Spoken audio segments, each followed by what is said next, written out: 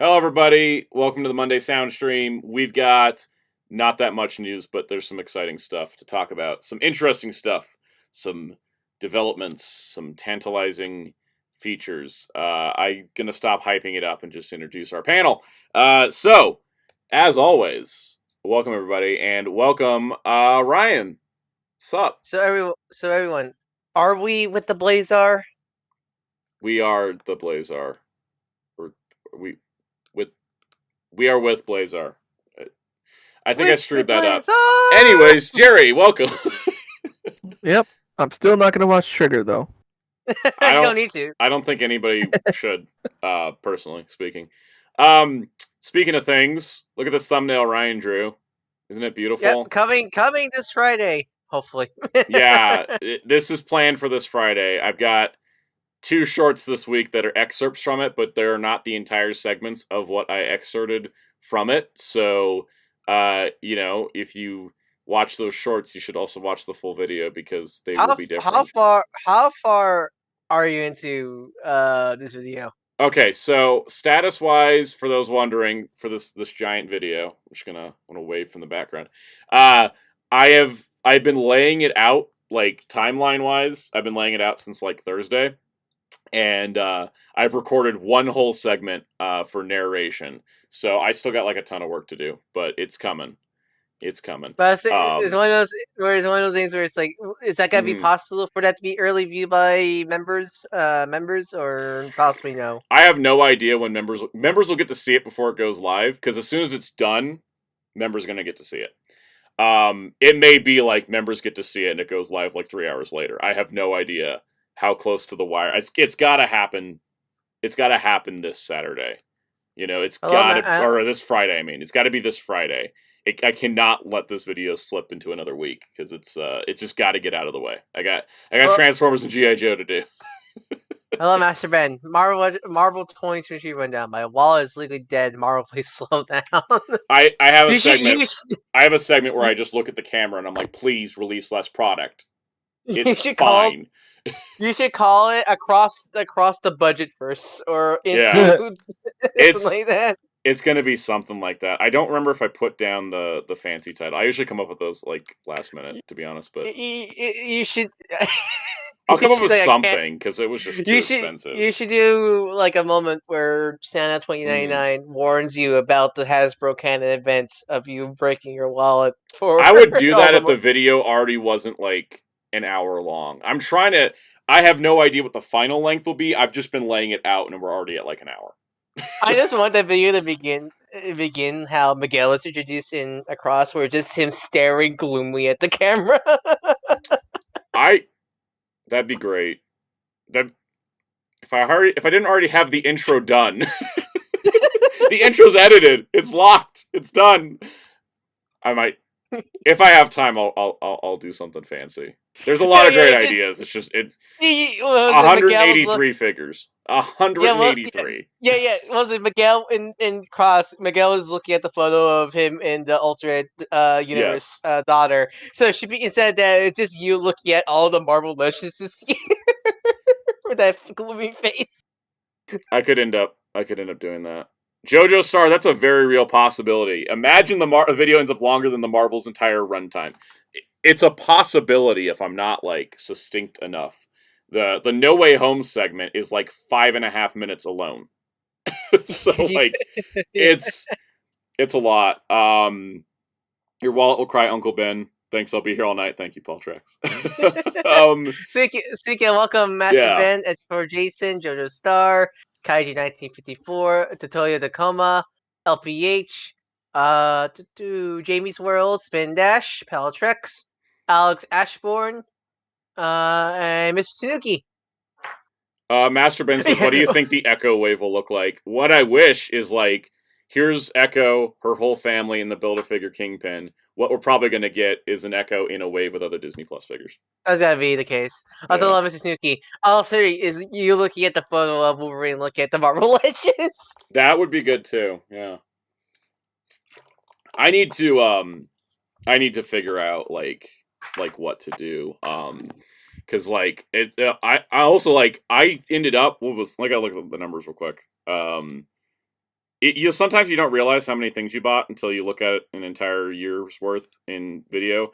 I somehow... Oh god, I'm a hoarder. Yeah, no, you guys probably have no idea how many figures I actually own from the 183. It's all 183. not quite. That G.I. Joe, I'm only missing like 6. Welcome, Danny Falconer. We'll get Echo Wave right after the Agent Shield wave. I don't know what Another came wave up I recently. also want. I don't know what came out recently, but people just start talking about Agent Shield. And that was because especially Neb's Ghost Rider. Good Takes started tweeting about Agents of S.H.I.E.L.D., and everyone was like, oh, thank you, Neb, for finally tweeting about something that's already dead, so you can't kill it. Because he has a track record of hyping things up and then them failing. The most depressing line is when the most depressing thing about that is when someone's posting a GIF of Robbie and Agent Shield, and so many people going like, "Ghost Rider was an Agent Shield." Ghost Rider was in the MCU already. Yep. Yeah, we know. We've been here. I've been trying to tell people. They just weren't paying attention. Yeah. Welcome, Hellfire. So the thing I found interesting is that, and the thing is too, is like, Masterman mentioned S.H.I.E.L.D. not canon anymore. S.H.I.E.L.D.'s weird. The first 4 seasons are canon. The 5th season's an alternate timeline, and then seasons 6 and 7, I guess, are just their own alternate timeline on top of that. They're all variants at the end of the day. Yeah, like I think the first 4 seasons unequivocally fit. Yeah, there's really no problem there. And then, but 5 is like a time loop season, and then 6 and 7 are like crazy stuff. LPH, no one watched APZ. It's funny because like I feel like nobody watched Agents of S.H.I.E.L.D. and yet it ran 7 seasons, and I didn't even watch Agents of S.H.I.E.L.D. till it was over by like 3 years. I watched it when Ghost Rider debuted actually. Yeah. And then for some reason I fell off. I popped in, watched Ghost Rider, popped out, and said I'll come back and watch this whole thing sometime. And then it was like 3 or 4 years later that I actually did that. Hey, look, at least no one talk about Inhumans, where that show couldn't afford to keep Medusa's hair. That show was spending its money on IMAX cameras instead of making it good. Really? Yeah. Yeah, for the first 2 episodes, they did a like an IMAX screening of the first 2 episodes, or at least the first episode, or something like that. And they spent all the money on that, and you had to shave Medusa's hair. Like Maximus shave Medusa's hair, and that's why. So we don't get Medusa's her hair powers. And they also golly, they also put like regular ass human boots on Gorgon's feet. They really had no budget. The thing is, yeah, like so, like Spin Dash mentioned, like you fell out during season 3, stop linking to the films. Yeah, like as the show goes along, the less they're worried about. Like they mentioned Thanos in season 5 as just like a thing that's happening over there. It's not our problem. It's happening over there. The thing is with S.H.I.E.L.D. is that if you're ever like a MCU fan that's like watching the Disney Plus shows and you're like, why are these only 6 episodes? And you get like frustrated and stuff. Just go start watching S.H.I.E.L.D. You won't even feel the 22 episodes. You'll just feel gratitude. Speaking of show, it also speaking of CG and stuff, S.H.I.E.L.D. knew how to be a TV show. It didn't overreach, and I think that was kind of key. That's also why they only had Ghost Rider for 8 episodes, because they only had money for 8. Also, note for people who are curious, the Dragon Star Super Baby 2 is up for pre-order on Amazon right now. So you want to go pre-order him, you can go. Best to go on now, because Omega Shenron, I think is so sold out on places. Yeah, GT stuff's popular because it's so underserved. Welcome, Psychos. Yes, but suddenly reminded of Linkar review about Superman. That problem is for over there to worry about. Yeah, that's kind of how S.H.I.E.L.D. dealt with Thanos. And that was simply like a necessity because yes, US release, US Amazon. Yeah, the Agents of S.H.I.E.L.D. team had no idea what was happening in the movies. Nobody would tell them, so they were like, "Well, fine, we'll just do our own thing." Just like real comics, yeah. Someone said that like the most comic accurate thing was Guardians of the Galaxy Volume 3, basically having to ignoring like Guardians of the Galaxy Volume 3, ignoring pretty much everything that happened in Infinity War and Endgame besides Gamora's dead. Like, they did not mention Thor once in Guardians 3. Yeah, no, they just like that's not our like. Apparently, Taika Waititi and James Gunn had a meeting, and they're like, "Who wants to deal with this problem?" And Taika was like, "I'll take it." Like neither of them wanted Thor on the Guardians, And they were like, well, somebody's got to do something about it. And so... With that, was that a Russo brother thing or a Marvel? Okay. It was like a Russo brother thing, and Marvel went along with it. And then Taika was like, fine, I'll take the 5-minute hit. I'll write it into a comedy scene. And then Guardians was like, cool, we're going to go explore our character's depth. And then they had and that's half the figures of the doorway was Guardians. If anyone's wondering about the mess behind me, there's X-Men in that box, DC stuff in that box. I had to tear apart things to get all the Marvel figures to film. Yeah, we'll deal with that mess later. Jojo Star says, I rarely fall asleep during shows, but I fell asleep so many times during S.H.I.E.L.D. That's easy to do because it is a network procedural, like, weekly show. It really picks up later on. Like, that first season is so case of the week. So, yeah. Speaking of TV shows about aliens, thoughts on Blazar in the finale? I thought it was good. It was just a little rushed, but it's the first time I've watched an Ultraman finale where I felt like they knew they had a movie. They're like, well, oh yeah, we still got another like 90 minutes with these people. We don't have to wrap everything up. Well, you know why it kind of felt rushed, right? Have you seen Taguchi probably forgot he wasn't doing Black Sun anymore. Taguchi made too long of an episode. Taguchi cooked too much. Also, welcome down to Ranger Power. We're probably gonna talk Blazar when we do the updated ranking. Yeah, we'll talk about it. That way people have time to finish it. But man, hello, down to Ranger Power. I would say that, man, I have watching Blazar and that finale had really hit the home that, like, I have not felt so emotionally attached to a series in a Tokusatsu series in a while since Blazar. Like, that moment where Blazar spoke for the very first time and Gento crying because he knows it might be their last battle made me, like, that grabbed me. Made you emotional. Like, got you by the chart. Like, I rewatched that. Like, I keep rewatching that scene, and when Blazar did his beam, it's like those scenes were so impactful for me. Just like, God, like it's been so long that I felt that with Tokusatsu series, and it just felt like incredible. Isn't it beautiful? It's like the essence, right? The essence of everything.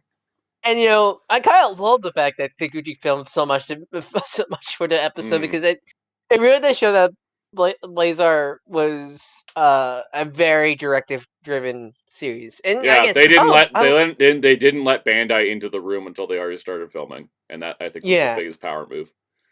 Yeah, it was great. The show benefited from it for sure. Yeah, and I mean, I think especially again, we will probably go more into when we talk about the full series, but the themes of Blazar and communication is such a important thing that I feel like everyone needs to learn, not just kids, because God, we live in an era now where people just jump straight to things and knee-jerk reactions without thinking we should talk about it first. And I think that's why I think seeing that theme fully flesh out in Blazar just made me feel like, oh man, like this is top Ultra series here, and I'm looking forward to. I do really hope we at least somehow get the movie. Andrew's comments great when you get a chance to see it. But yeah, no, it's funny how V99 spare humans from there play, but left Valron behind his punishment. I mean, I like the theory that like they were like Super pretty much made Taguchi have the final fight because it has to, it's still Ultraman series, and there needs to be one cool final fight. Because every year if Taguchi has way, Valron would have gone away. Yeah. But yeah, no, it just I think it was just one of the things where it's like I really do hope we get the movie somehow. I'm sure we will. I'm sure they'll just put it on Ultraman Connection like they did last 3 years. Yeah. We'll get the movie. I would say like, and like, just props to Subarai and the team for handling the release of Blazar so well. Again, the fact that we got the same day dub simuldub. I got a simuldub on a Tokusatsu series. Do you know how crazy that is? A high quality one. Yeah. Really high quality one. Sometimes I kind of forget Johnny's voice is not the actor's voice. Sometimes Jamie's World, you can watch Ultraman on YouTube.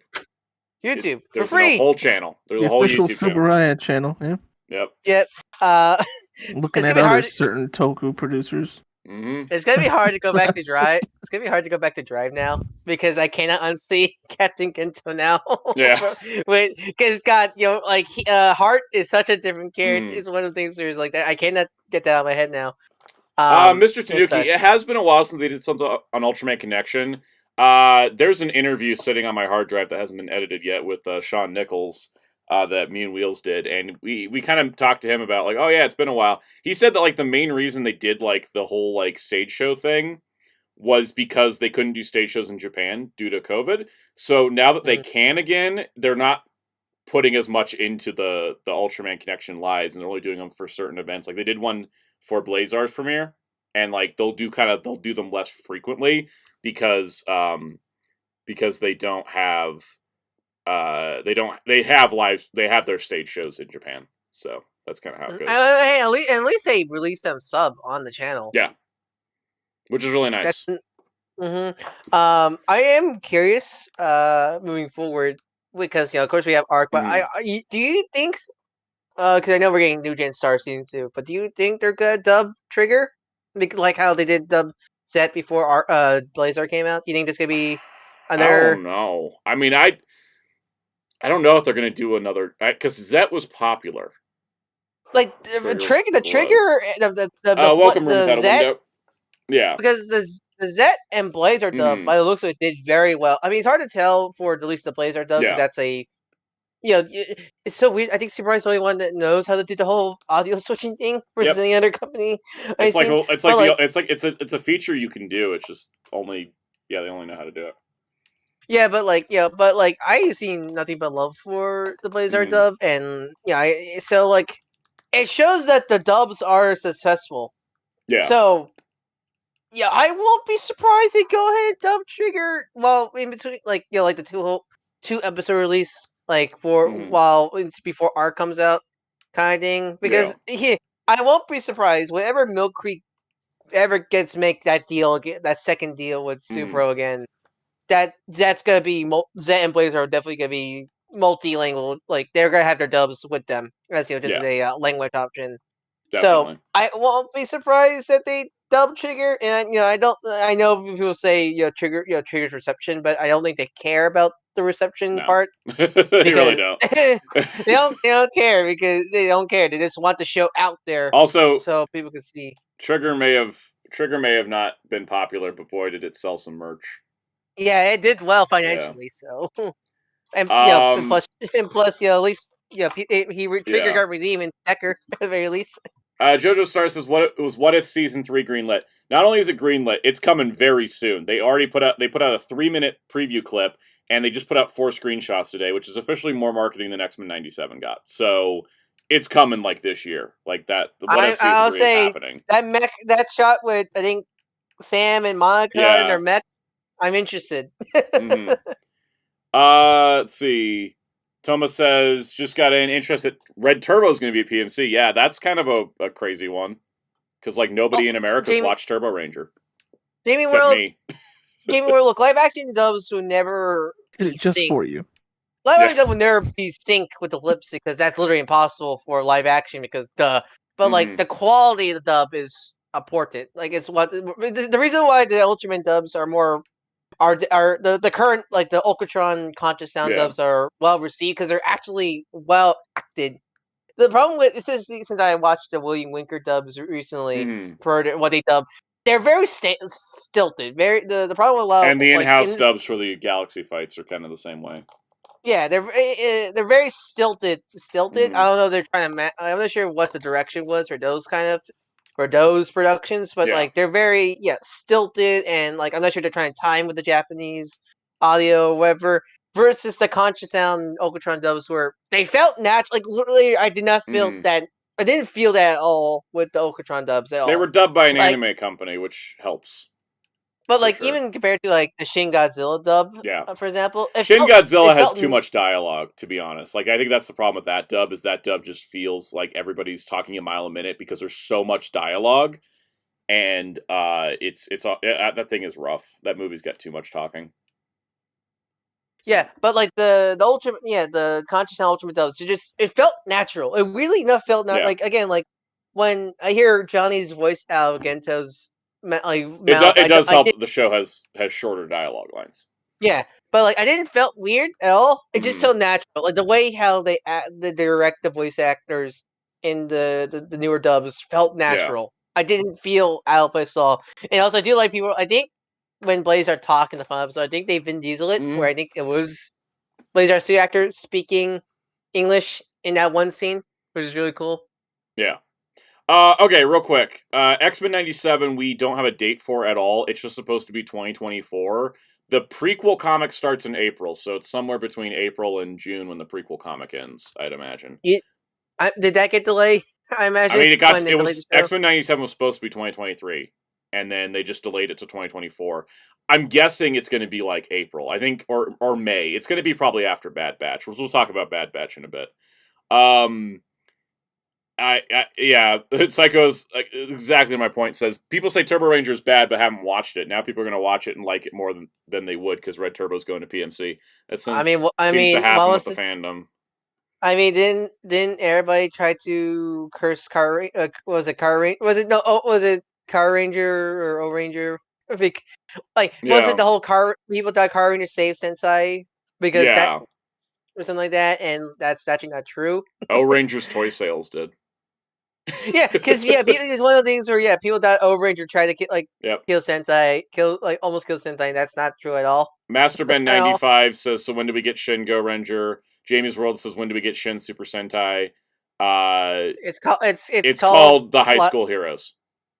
I heard good things. I was watching. So yesterday, I decided I should just start watching the High School Heroes because I finished Dawn Brothers, and I was like, I need to watch the Sentai. But should I jump into Hurricane Joe? I was like, no, I need to watch the High School Heroes. It's like 45-minute episodes. It's legitimately. And now the comments are going by too fast. Anyways, I'm just going to talk about High School Heroes and we're going to move on. How is it? Because, how is it? Is a good question. The High School Heroes, for those that aren't aware, is a Super Sentai spin-off. Kind of like Akiba Ranger. Oh, okay. I didn't know it was a spin. I know it was just another Tokusatsu property. It's not like another Tokusatsu property. It's officially a Sentai spin-off. Aka Ranger is a recurring character in the show, but kind of as a delusion of the main character. But it's high school students who are part of the school defense club. And then there's monsters at the school that keep coming up, and they can transform using an app on their smartphone, and they just push a button. It's really fun. But they are an official Sentai spin-off without being a numbered team. So it's like the Akiba Ranger thing.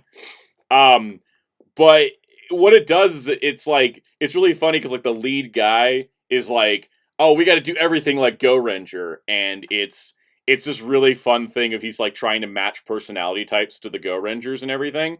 Somebody fan subbed it. It's not officially streaming, but they're 45-minute episodes. It's more J-drama style, but the action's really good. There's no mecha or anything. It's just ground fights, low CG work. It's kind of really practical. Here's the problem with High School Hero for why I didn't know much about it. Because no one really talked about it. No one talked about what style is. People talk about it, mention it, but never describe what it is. I only knew it in passing. I had no idea. First of all, how great it was. It's really good. I was going in expecting high school J-drama shenanigans, which it does have, but it still has a lot of the Sentai elements to it. They even have a dance ending. Because I want to ask about this show I want to ask because essentially think about because I rewatched not in the comic of watching Blazar for now, the Blazar, but I also watched through all X, Ginga, and X. And I love those shows. Real quick, High School Heroes was in 2021. It was during the 45th anniversary. Okay, that makes sense. But maybe realize with the I think it's actually the Reiwa era, the Reiwa Toei era, where I just can't. I don't know, it's either the toy marketing or the fact that there's no directing feel because they love to change stuff. Does High School Hero have more? Consistency, yes. This is because I think totally because it's 8 45-minute episodes, so it's just it knows what it's doing, and there's no because I hate feeling so down on Sentai and Rider, and even not even talking about the quality of some shows. I just can't get into them anymore because I don't know, it's either the way Toei directs them or the crunch time of Toei's I think production schedule. So the problem is they're trying to use more CG than they have time and budget for. And so what it yeah, does is it lowers the overall visual quality of the production.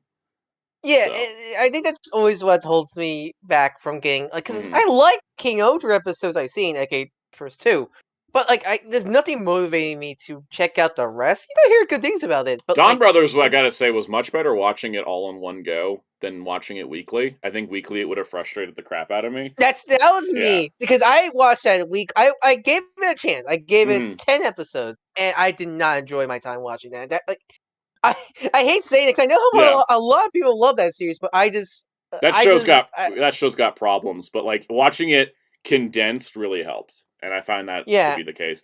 But I back think to High School Heroes, I do recommend checking it out if you like, if you want something different with is it like a would it be like a similar because I think with me with again yeah. Kamen Rider I can't get to current main Kamen Rider series, but yet I love Fu Pi, Black Sun, and Shin Kamen Rider. It's Is it like that yeah. for It's Sentai? it's kind of Pretty like that much. for Sentai. It's a little bit edgier because it's more like a teen drama type.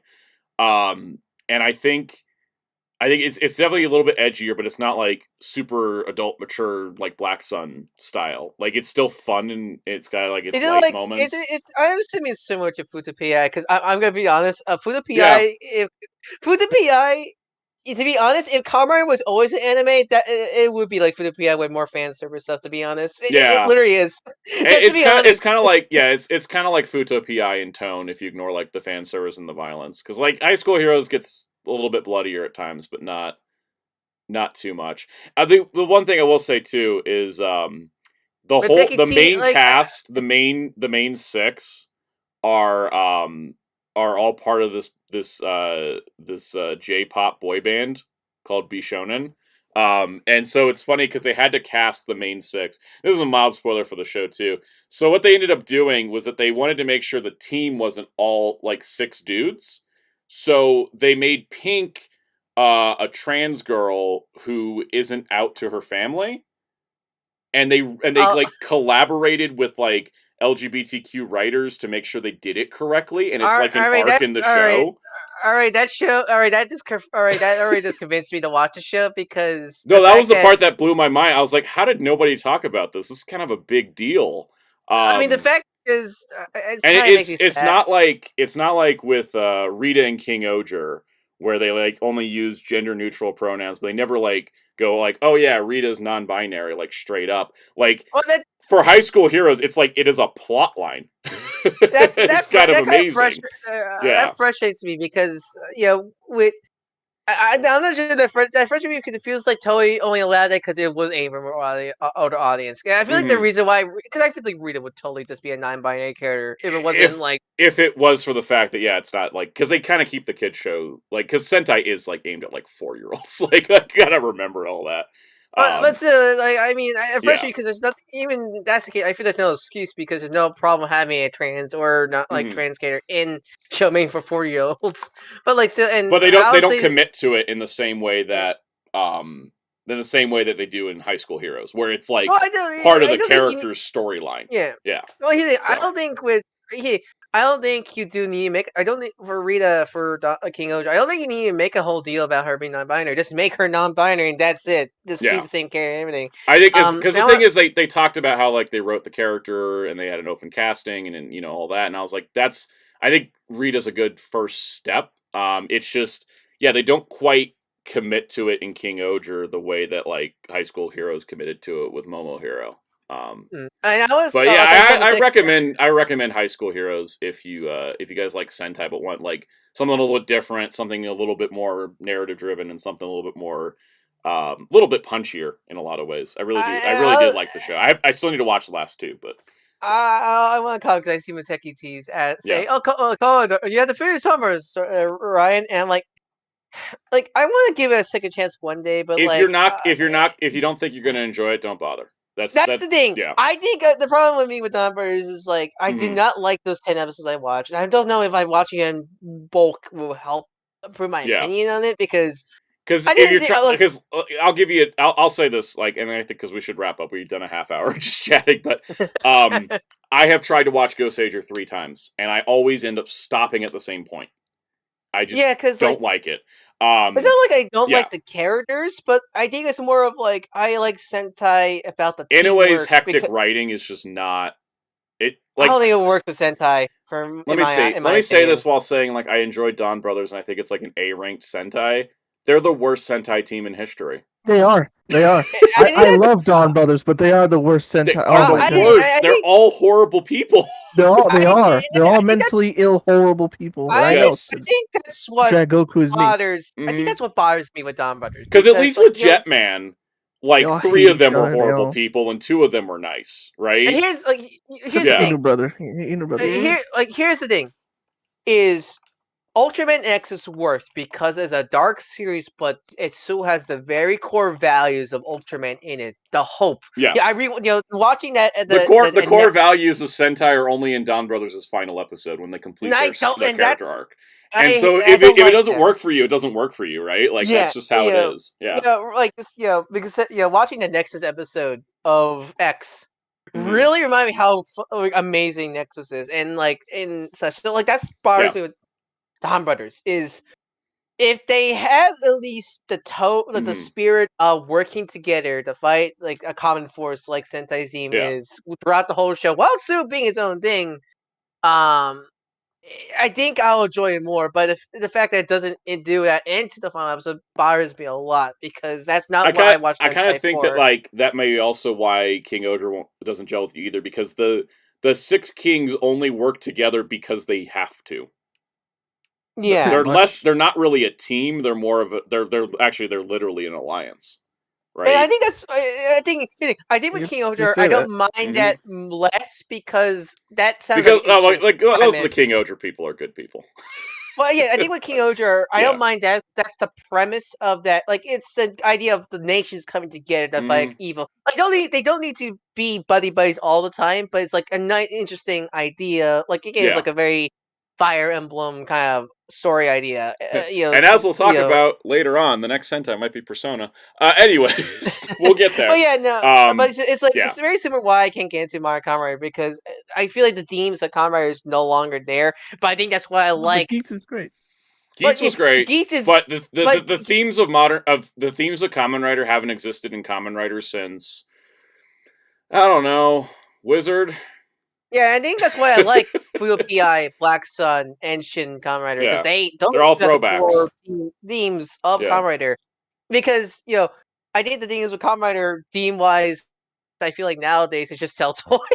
That's what it feels like nowadays. It's just cool armor superhero. That's the problem. The problem I always have with Kamen Rider is that they start with one plot idea and then they deviate to sell more toys. That's why I didn't like.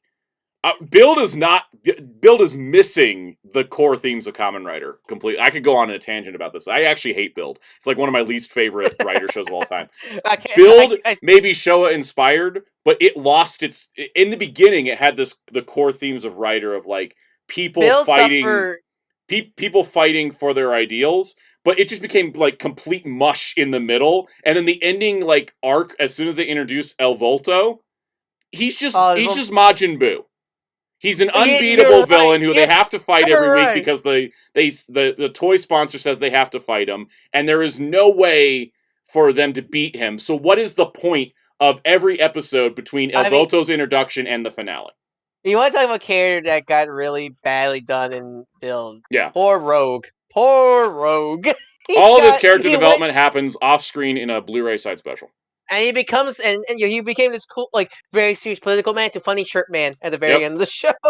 And that's my problem that I have, is that, like, it's the same thing with Build, that's the same problem I have with Geo, it's the same problem I have with 01 and Saber and Revice, is that they start with an idea, and then they don't commit to that idea, because they just, they have too many episodes. They always have a 25-episode plot that they have to stretch to 50, and then they just lose that plot by the time they get to the end. Geats was the only thing that continued its singular theme throughout the entire show. And that's why Ultraman Garo are my favorite tokusatsus, because they those core themes are always there no matter what series. They also have shorter seasons. You know? Like they'll change up they'll change some of the ideals and themes, to make the show unique. But the core value in both of them are still there, and that's why those two I love so much, and we'll watch no matter what. Whereas like Kamen and Sentai, like especially the Mario stuff, I had to check out. I had to see if I like it or not. Like I don't go instantly. I dislike this because I give Geats, Gotchard, Dawn Riders, King Oger a chance, and and I just did not enjoy watching them and such. Psycho O's brings a good point. Double the Wizard tagging up 20 episodes stretched into 50 because of two-parters. Yeah, they wrote 25 40-minute episodes, which is why they don't lose their direction. And the thing is, like, I enjoyed watching Build, but after a certain point, like in that last arc, I just got tired of watching the show because it's the same problem I have with the Boo arc in Dragon Ball Z. The villain is so strong, and they need to make... And like, with Dragon Ball Z, they didn't know how to end it, right? With Build, they had to just keep stretch. They introduced Evolt too early, because the thing is that, like, with Evolt, he's so powerful, and the heroes have nothing that can beat them. Like, even Genius... He doesn't even get, like, it's not even a setback. When they were fighting Kronos and Exade, they had him on the ropes until Kronos was like, I can pause time and rewind. You know? That was kind of a cool twist. And then it ramped things up. And that's why, like, they had to introduce Muteki form and all that to, like, counteract that. With Build, it was just like everybody was suffering, every character was suffering, and every fight was boring because you knew they weren't going to beat Evolto that week. You knew they weren't going to beat him, and yet they kept having to fight him every single week. And the problem I found is that instead of doing the Shadow Moon thing, where they introduce him, show that he's super powerful, he's going to be the hard threat to beat, but then Shadow Moon just starts sending out jobbers for a few weeks for Black to fight, so that Black can get some wins in, and then he fights Black at the end, and then when you see Black overcome that, it's satisfying. Whereas Build, it only feels like Build defeated Evolto because the show was ending. And in order to do it, he had to kill an entire universe. Yeah, it was ridiculous. People call out Dino Charge finale all the time. How come no one comments about Build? I do.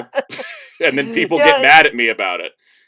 Also, I want to... Muteki keep mentioning Trigger. Trigger, I don't think is not well written, but it still has the core values of Ultraman. I'd still rather watch Trigger than some other shows. Trigger is... Build can be peak as much as it wants to be. The storytelling is shonen tropes taken to the wrong level. Here's with Trigger, the problem with Trigger is less of the themes and such. It's more of the problem of them not using what they have. My problem with Trigger is them only focusing on the main three. The problem with Trigger is they keep trying to recreate Tiga instead of doing their own thing. And also focusing only on the main... Well, main three, then 4 when Ignis all right, Kyle, if you're saying I'm wrong, tell me why I'm wrong, not just saying that I am wrong. Counterpoint my points. Like, I've gone over that show so many times because it's like, I get why people like it. It's the shonen trope factory of a Kamen Rider show.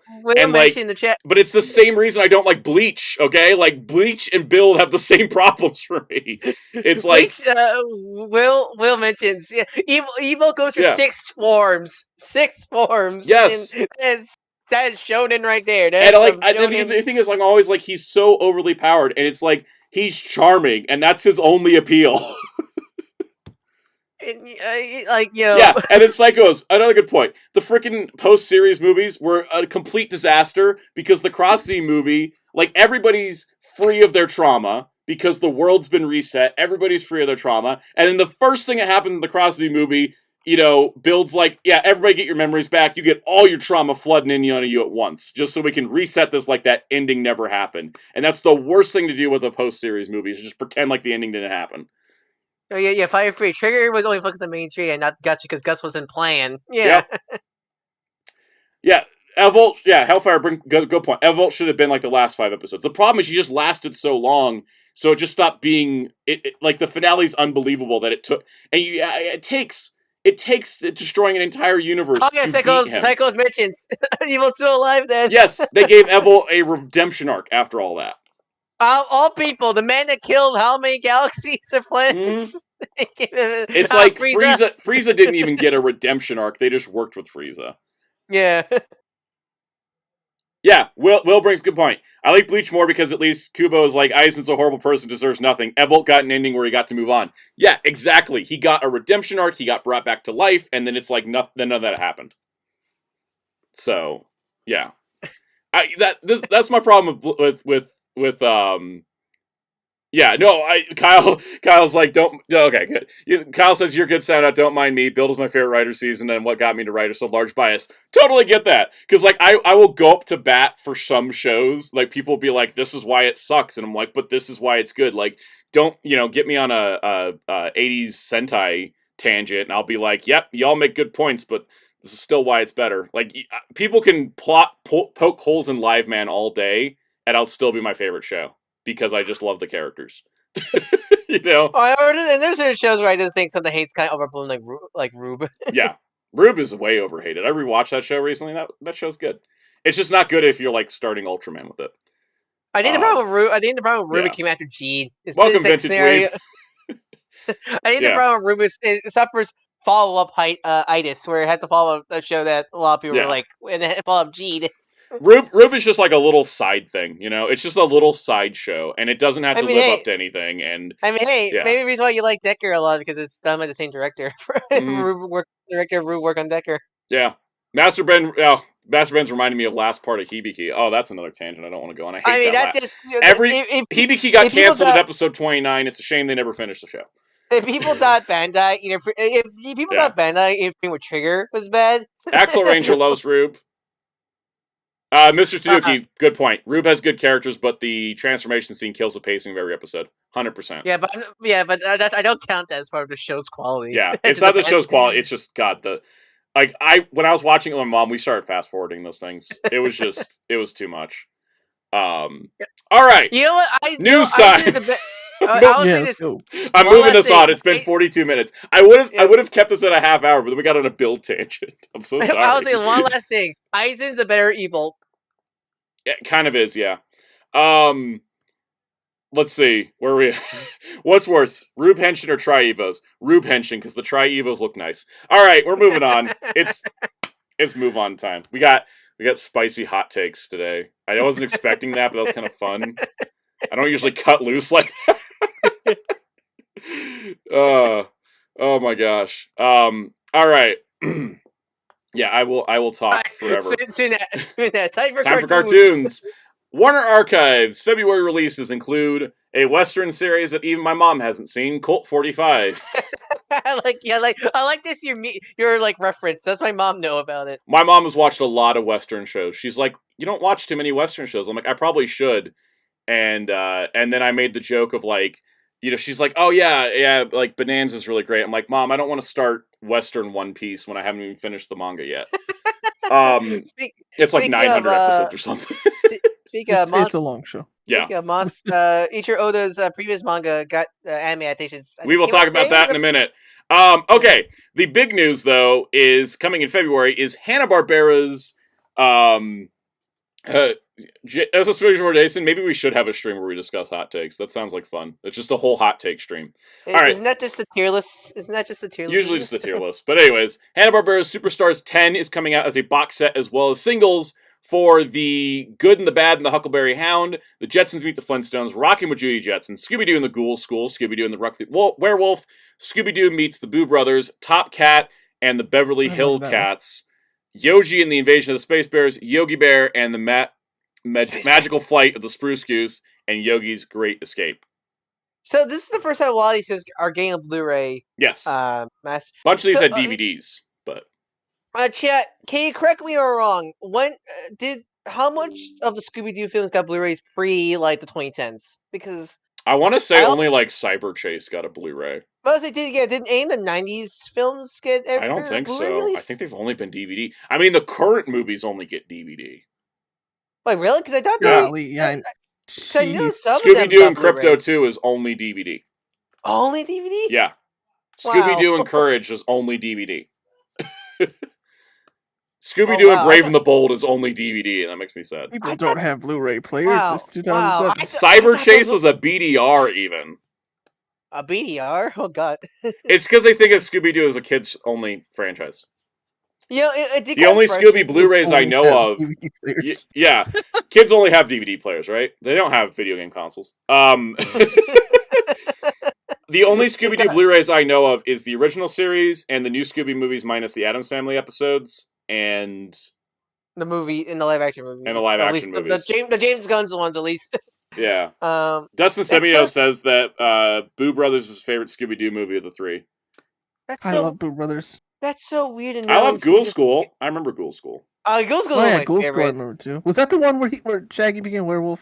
No, That's that was Reluctant the Werewolf. Reluctant Werewolf. Yeah, that's the Oh, Yeah, Reluctant it's the Werewolf. one right after it, yeah. Yeah, it's so weird. I'm buying this box set, by the way. If you guys want any of these movies single, they are selling all 10 single and then all 10 in a box set.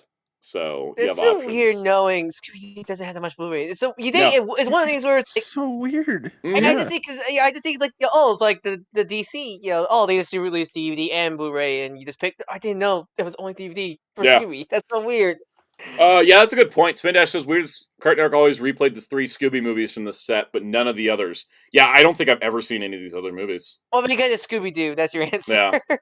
The Top Cat probably was a Brazilian loves Top Cat. I forget which, or I think it was Somebody Mexico. loves Top Cat.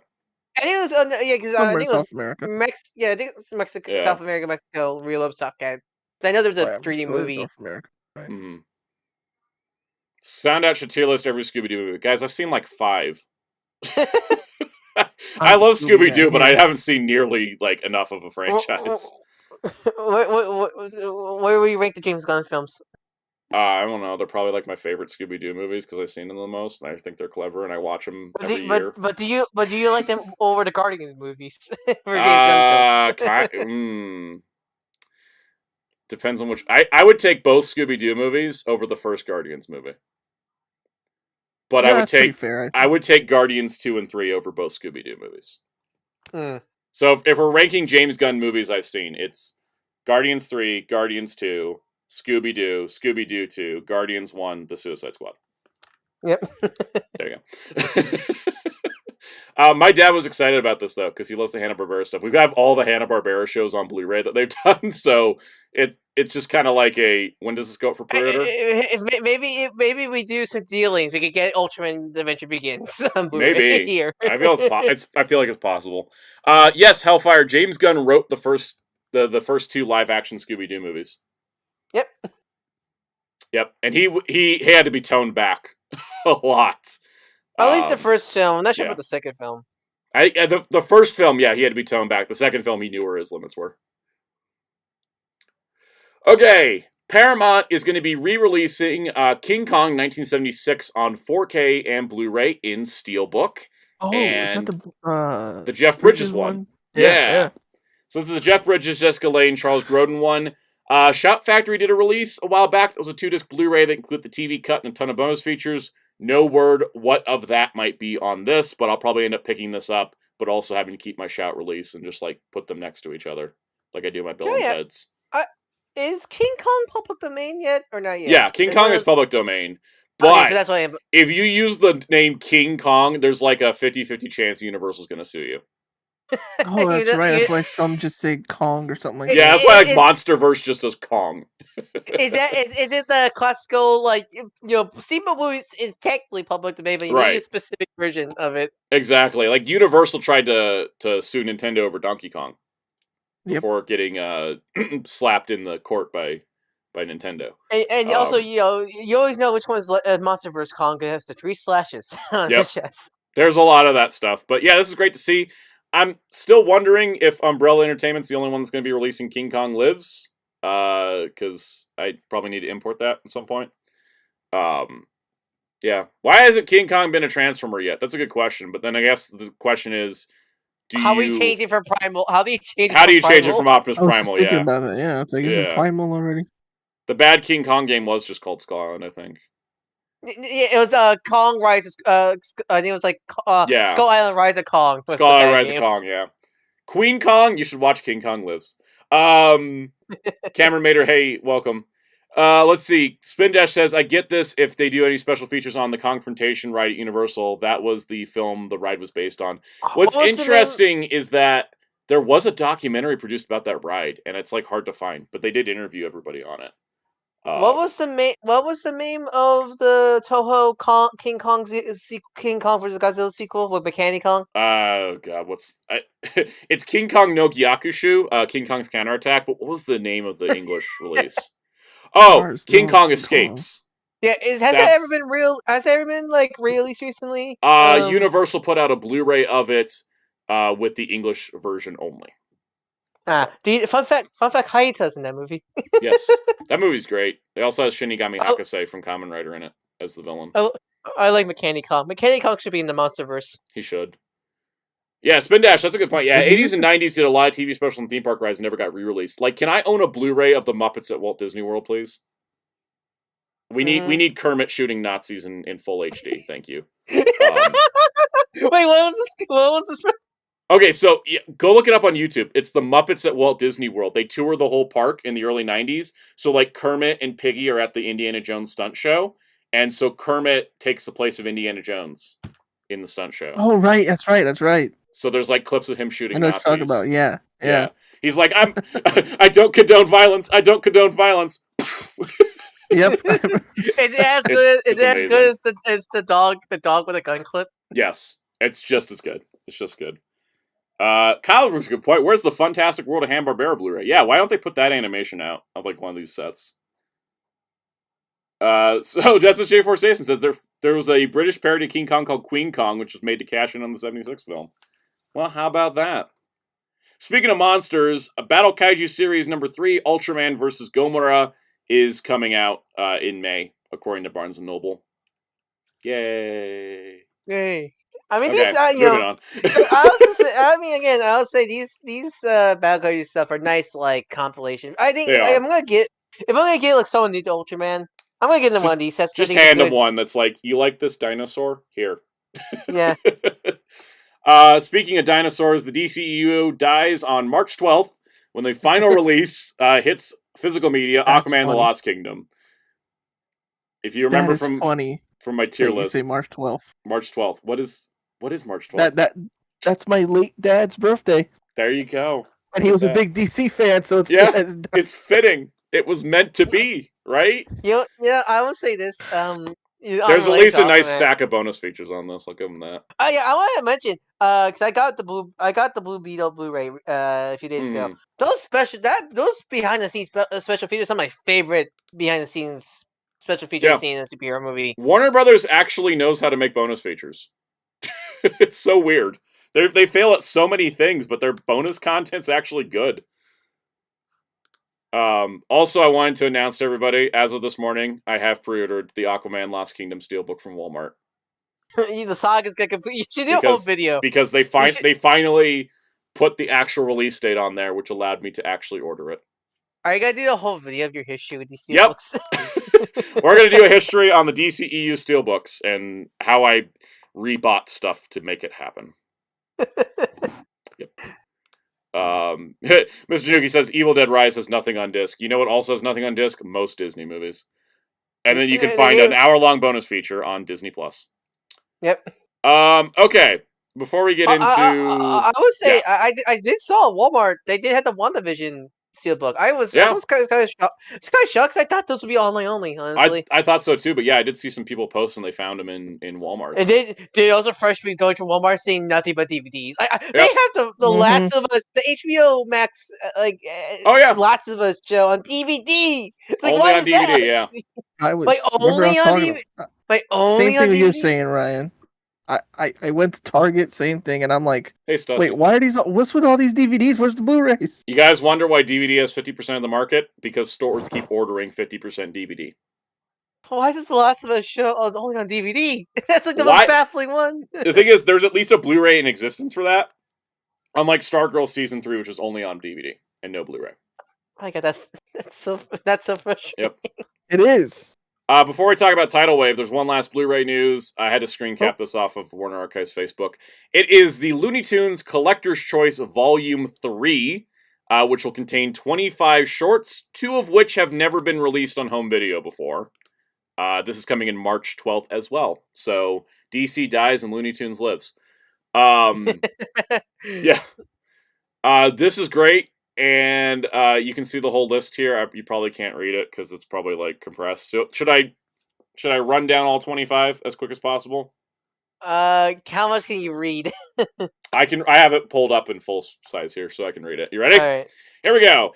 It contains A Feud There Was from 1938, A Hop, Skip, and a Chump from 1942, China Jones from 1959. Might have a content warning on that one. Cinderella Meets Fella, 1938. Dumb Patrol, 1964, the Doom Patrol prequel. Egghead, just kidding, that's not actually a thing.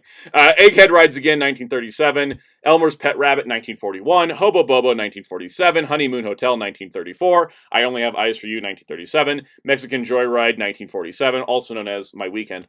Mr. and Mrs. Is the Name, 1935. Of Rice and Hen, 1953. Pre-Hysterical Hair, 1958. Punch Truck, 1953. Quentin Quayle, 1946. Riff Raff Daffy, 1948. Saddle Silly, 1941. Sheep Ahoy, 1954. The Mouse on 57th Street, 1961. The Sheepish Wolf, 1942. Their Otto B. Law, 1953. Tugboat Granny, 1956. War and Pieces, 1964. And Wet Hair, 1962.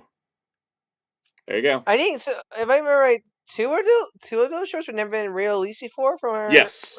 Spin Dash posted about it in the Discord, yeah. The Discord. That, like, two of them have never ever been released before. Yeah, Muteki says, man, just saying those sounds racist.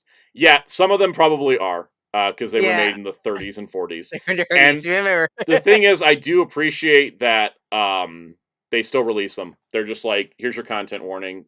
Things are old and outdated depictions, and then actually still release them. Much appreciated. Duck Dodgers did get a Blu-ray set. It came out. I just haven't bought it. Nowhere. It was so weird. Yeah, I said they get that because I love Duck Dodgers. And not as like a Warner Archive. It was like a retail release. And where was it? Volume 1 and 2 of these already are out. So you know what I'm surprised they've never done. How come they never done any animated film about the Looney Tunes DC crossovers? I have no idea. I also don't know why we can't get Looney Tunes sets that are just chronologically released and not like. There might be some weirdness with the film. I'm not sure it's a film master thing or people just don't know which one. Like, do Looney Tunes have production codes? I doubt it. I don't know. Well, I'm glad these sets are still coming out. I'm gonna keep buying them because. Yeah. Oh my god. Yes. What? Kyle says the tweet about Lupin being a Russian-related peak fiction and the most racist stuff you've ever seen is equally applicable to classic Looney Tunes. Absolutely. Same with Scooby-Doo. Like, it's just like, it's either going to be the greatest thing ever or terrible, and you just won't know until you watch it. Speaking of related to that, I recently watched the Crisis Part 1 movie. God, that's horrible. You know what's amazing to me? They put out the trailer for Part 2 before the Blu-ray of Part 1 even came out, and that's how you know they're rushing this thing out the door as quick as possible. And then the only thing that's really making people go watch is, look, guys, Batman Beyond. I know. I was like, oh, Batman Beyond shouldn't be in this. Thank you. Goodbye. Like, I know you love the Crisis. I love the Crisis comic so much. I think the animated movie is going to hurt me. Yeah, no, I'm just telling you, you're going to hate it. They make so many baffling changes from the comic. The Harbinger thing, I think, broke me. I think I was like, making Kara the Harbinger. Yeah, Kara being Harbinger. I didn't know spoilers and stuff, but I don't care that much. But Kara being Harbinger killed the entire movie for me. I was like, I'm going to stop not thinking about that for the rest of my entire watching experience. Also, I'll just tell you this now. Half the movie's the Crisis part. Half they just fill into Tomorrowverse. Half the film, but just fill in the gaps of the Tomorrowverse because the universe is probably ending. The universe is ending. They confirmed that. Crisis is officially the end. That's what they've had. And that spine art's probably never gonna be completed. Well, the spine art, no, it's not. It's not being complete, Ryan, because they started the spine art over with a new connecting pattern with the first Crisis Blu-ray. What does it spell? What is it like? Crisis? It doesn't spell anything. It just got a picture of Barry. Oh, okay. Yeah. All right. Deleting Looney Tunes. Let's talk about Tidal Wave. All right. So here's the thing, guys. Mr. Suzuki, I'd say Superman Man Tomorrow and Legion of Superheroes were better than Soul of the Dragon and Long Halloween, but Long Halloween was good. Soul of the Dragon was good.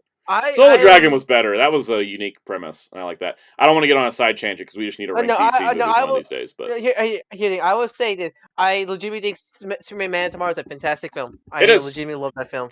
Best modern telling of the Superman origin.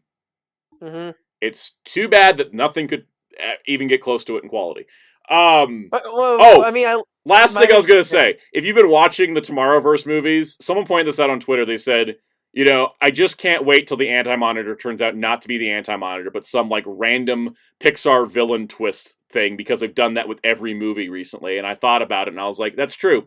Long Halloween, right. Beware My Power, Legion of Superheroes, War World, all had Pixar villain twists of like, surprise, this person's the villain, and it comes completely out of nowhere, like each time with very little setup, and they like it's never what you expect, and then so I'm like, the Anti-Monitor is probably not going to even be the Anti-Monitor. Speaking of, has My Image of Superman season 1 got confirmed with any home media yet? Nope. Of course. Neither does Superman and Lois season 3. Oh, really? But you can get the entirety of Pennyworth on Blu-ray. Why are my two favorite Superman things ever not available right now? If you feel bad, DC Superhero Girls got no home video releases besides the Teen Titans crossover. The movie. Yeah, that's it. That's really God. Let's talk about Tidal Wave. We talked about him before. He's officially revealed. He's up for pre-order. Official reveal now. Dude's $200. I'm gonna buy Shockwave here someday. I'm just not pre-ordering him because I need to buy Decker Ranger toys. Okay, Decker Ranger means more to me than Tidal Wave at this point. Jerry, am I wrong to say that? Well, not mine. Which Decker Ranger toys? Memorial Edition D Sword Vega. Oh yeah. If I order this, it's going to come out at the same time, and I'd much rather get the. No, soon. It'll come sooner. The Vega. Yeah, it's going to come sooner and screw me up. I'm just going to wait till he's out and then just buy him. I'm hoping to buy him between D Sword Vega and the Decker Ranger 20th. I do because I have Armada Megatrons. I feel like I need to get him. Plus, I just want him in general. But $200. Yep. Can't get that. And now, if you don't have Armada Megatron, look, guys, Galvatron's coming. Oops. Hasbro has a problem, and this is where I'm gonna, there isn't much to talk about with Tidal Wave, right? He's been revealed since what, October? We've talked about him, right? This is what I'm talking about right here. You see this here? You see this picture of Galvatron on the Tidal Wave box? Yeah, even MAME, Armada, even had the whole, present. Yep. Colon, Armada. Galvatron. Galvatron. This permit lets me do whatever I want. This is just a piece of paper that says I can do whatever I want. That's Galvatron. Sorry, that's a Parks and Rec references. Is that? Anyways, hello, my name is Mr. Snubs. So I like the way Snub thinks. We're not talking Transformers news because this is the only thing Hasbro's told us about in the last week is that Tidal Wave's up for pre-order, okay? Let's talk Transformers leaks, guys, because there's Galvatron. There's Galvatron right there on a Hasbro box. You know what usually happens when they accidentally reveal a toy? They just go ahead and reveal it. But they didn't. It's been a week. Where's Galvatron? How about this? You remember when they revealed Silverbolt months ago? And we don't have a pre-order for him? Right? Where's Silverbolt? Why can't I order Silverbolt? Silverbolt was Takara revealed, right? Takara revealed him, and then Hasbro revealed him at the last fan stream. I forget, was Gears official reveal, or was that Gears was not an official reveal. Gears was a leak. But it was promotional images, like you would see on your favorite fan retailers. I like using Hasbro's terminology because it sounds stupid when it comes out of my mouth. So here's the thing: is all right. So where are we at right now with Transformers? We got Wave 1 of Legacy United out there. All right, in December. I've already got my Tasmania Kid. I've got my Tigerhawk. They're out there, right? Right? Yeah, I got Tasmania Kid and Aerodrome Megatron in stores. So Mr. Tanuki says, I've been talking to an owner of a local toy and collector shop the other day. He said Hasbro market flooding has been a big problem for him, so the transfer sign has been surprising to me. Let's get to that, because here's the thing we got. Oh, I ordered, Jojo Star mentioned needing to track down Chase. I ordered Chase with my Aquaman Steelbook, because the Aquaman Steelbook was 4 cents less than free shipping. Because Walmart sucks. Let's talk some more leaks. Someone just straight up has Bumblebee movie Sunstreaker. This is one of the concept art figures to fit with the Bumblebee movie figures. I would say, just a quick comment on the figure. I actually really like the design of this figure. I think he looks great. I'm kind of... Every day I'm more tempted to get all the Bumblebee movie guys. And then every day I tell myself, don't do that to yourself. You collect too many toys. But there he is. He looks great. Look behind you. He straight up exists, right? Straight up exists. Okay. Then we got word. I don't usually report on listings and rumors because I like to look at the toy. Because, when I hear Legacy RID 2001 Scourge, I get super excited and wait months for it only to see the actual toy and start crying. So, I don't do that to myself. I look at listings and I just kind of forget them.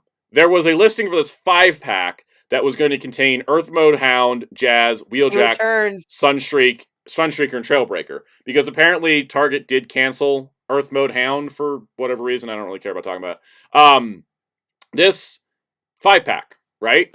And so then we were waiting for confirmation of this, and someone has Trailbreaker, who is a Trailbreaker in a lighter gray color, more cartoon colored, and he no longer has clear plastic for his windows, but instead has the opaque windows like we saw with Cup and Cliffjumper. Okay, no translucent plastic, yay! Yay! I personally don't like the light gray as a replacement. I like the dark black, personally, but this looks great.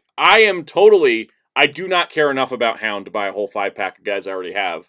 Just to get Earth Mode Hound. I'm just gonna stick to the universe, but for me, Dave, I did not get like that wave with Sunstreaker and Trailbreaker was a nightmare. So this is actually a pretty good pack lineup. Yeah, I only have Wheeljack. I only have Wheeljack and Jazz, and Jazz would probably be no translucent plastic, which is good. Yep. And I don't like the color scheme of Earthrise Wheeljack, so he's more toon colored, and I'm actually be happy about that. So good stuff, and then so we're sitting here, we're like, okay, we've seen Gears, we've seen Silverbolt, and now Hail King Chrisdom on Twitter says, apparently he said this, good source here. Apparently, stores like Amazon are getting sick of waiting for Hasbro to officially reveal their products. They're getting tired of code-naming listings and holding back stock images. The ball is in Hasbro's theatrical cart. Stuff will get revealed or get leaked.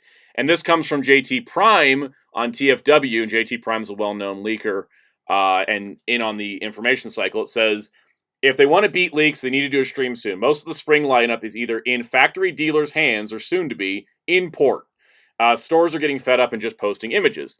It's very possible that Gears is just coming, like the Gears images came from just a retailer decided to just post them because that way it's out there and people know it's coming. Because it's kind of true though, if you have stuff coming and you have it releasing and it's already at the port, you can reveal it. It's been plenty of time. Why do you think Amazon shipped United stuff like in December? Because they had them. Because they had them and they were going to ship them. They didn't care about street dates. Yeah, they was like, they in their eyes they go, what's the point of keeping them the user paid for it already to send it out? Like exactly. They send it out.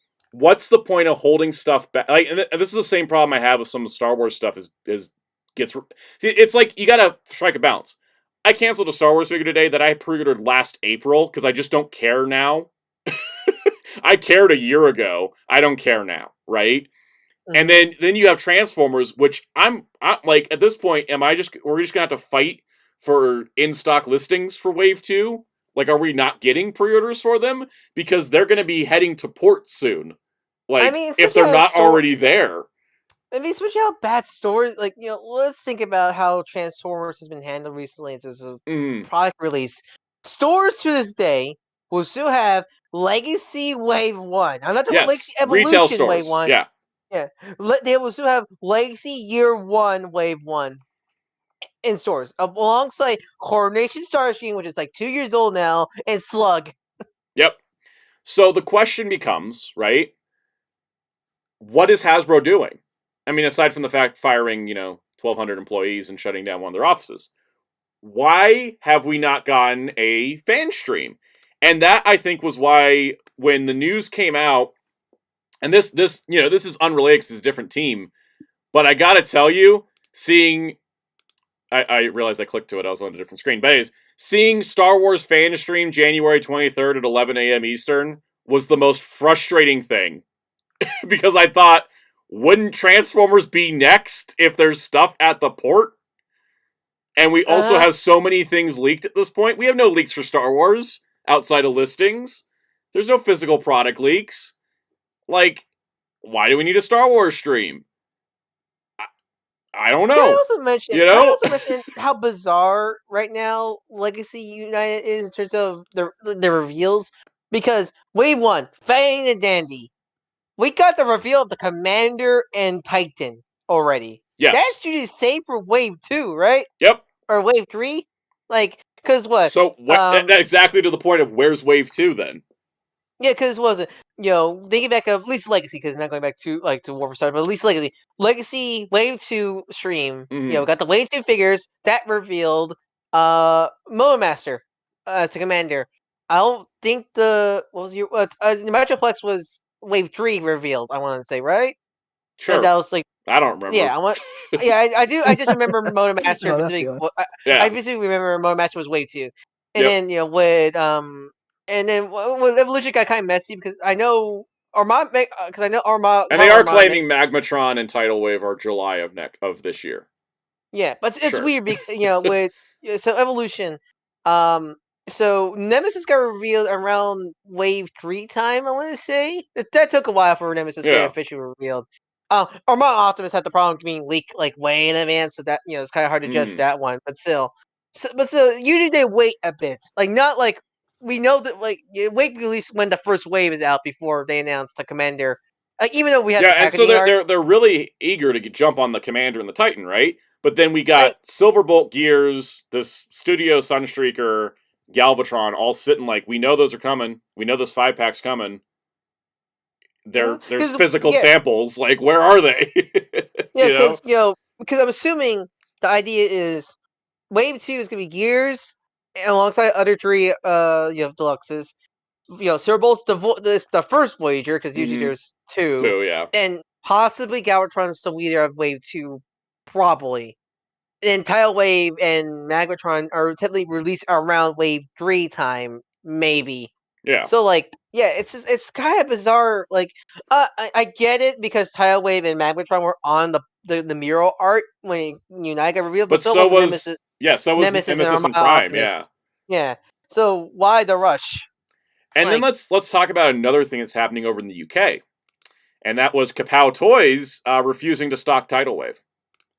Well, I didn't hear about this. Yes. So Kapow Toys said, Transformers Legacy Tidal Wave is due to go live on pre-order night, and here's why you should vote with your wallets and not pre-order it.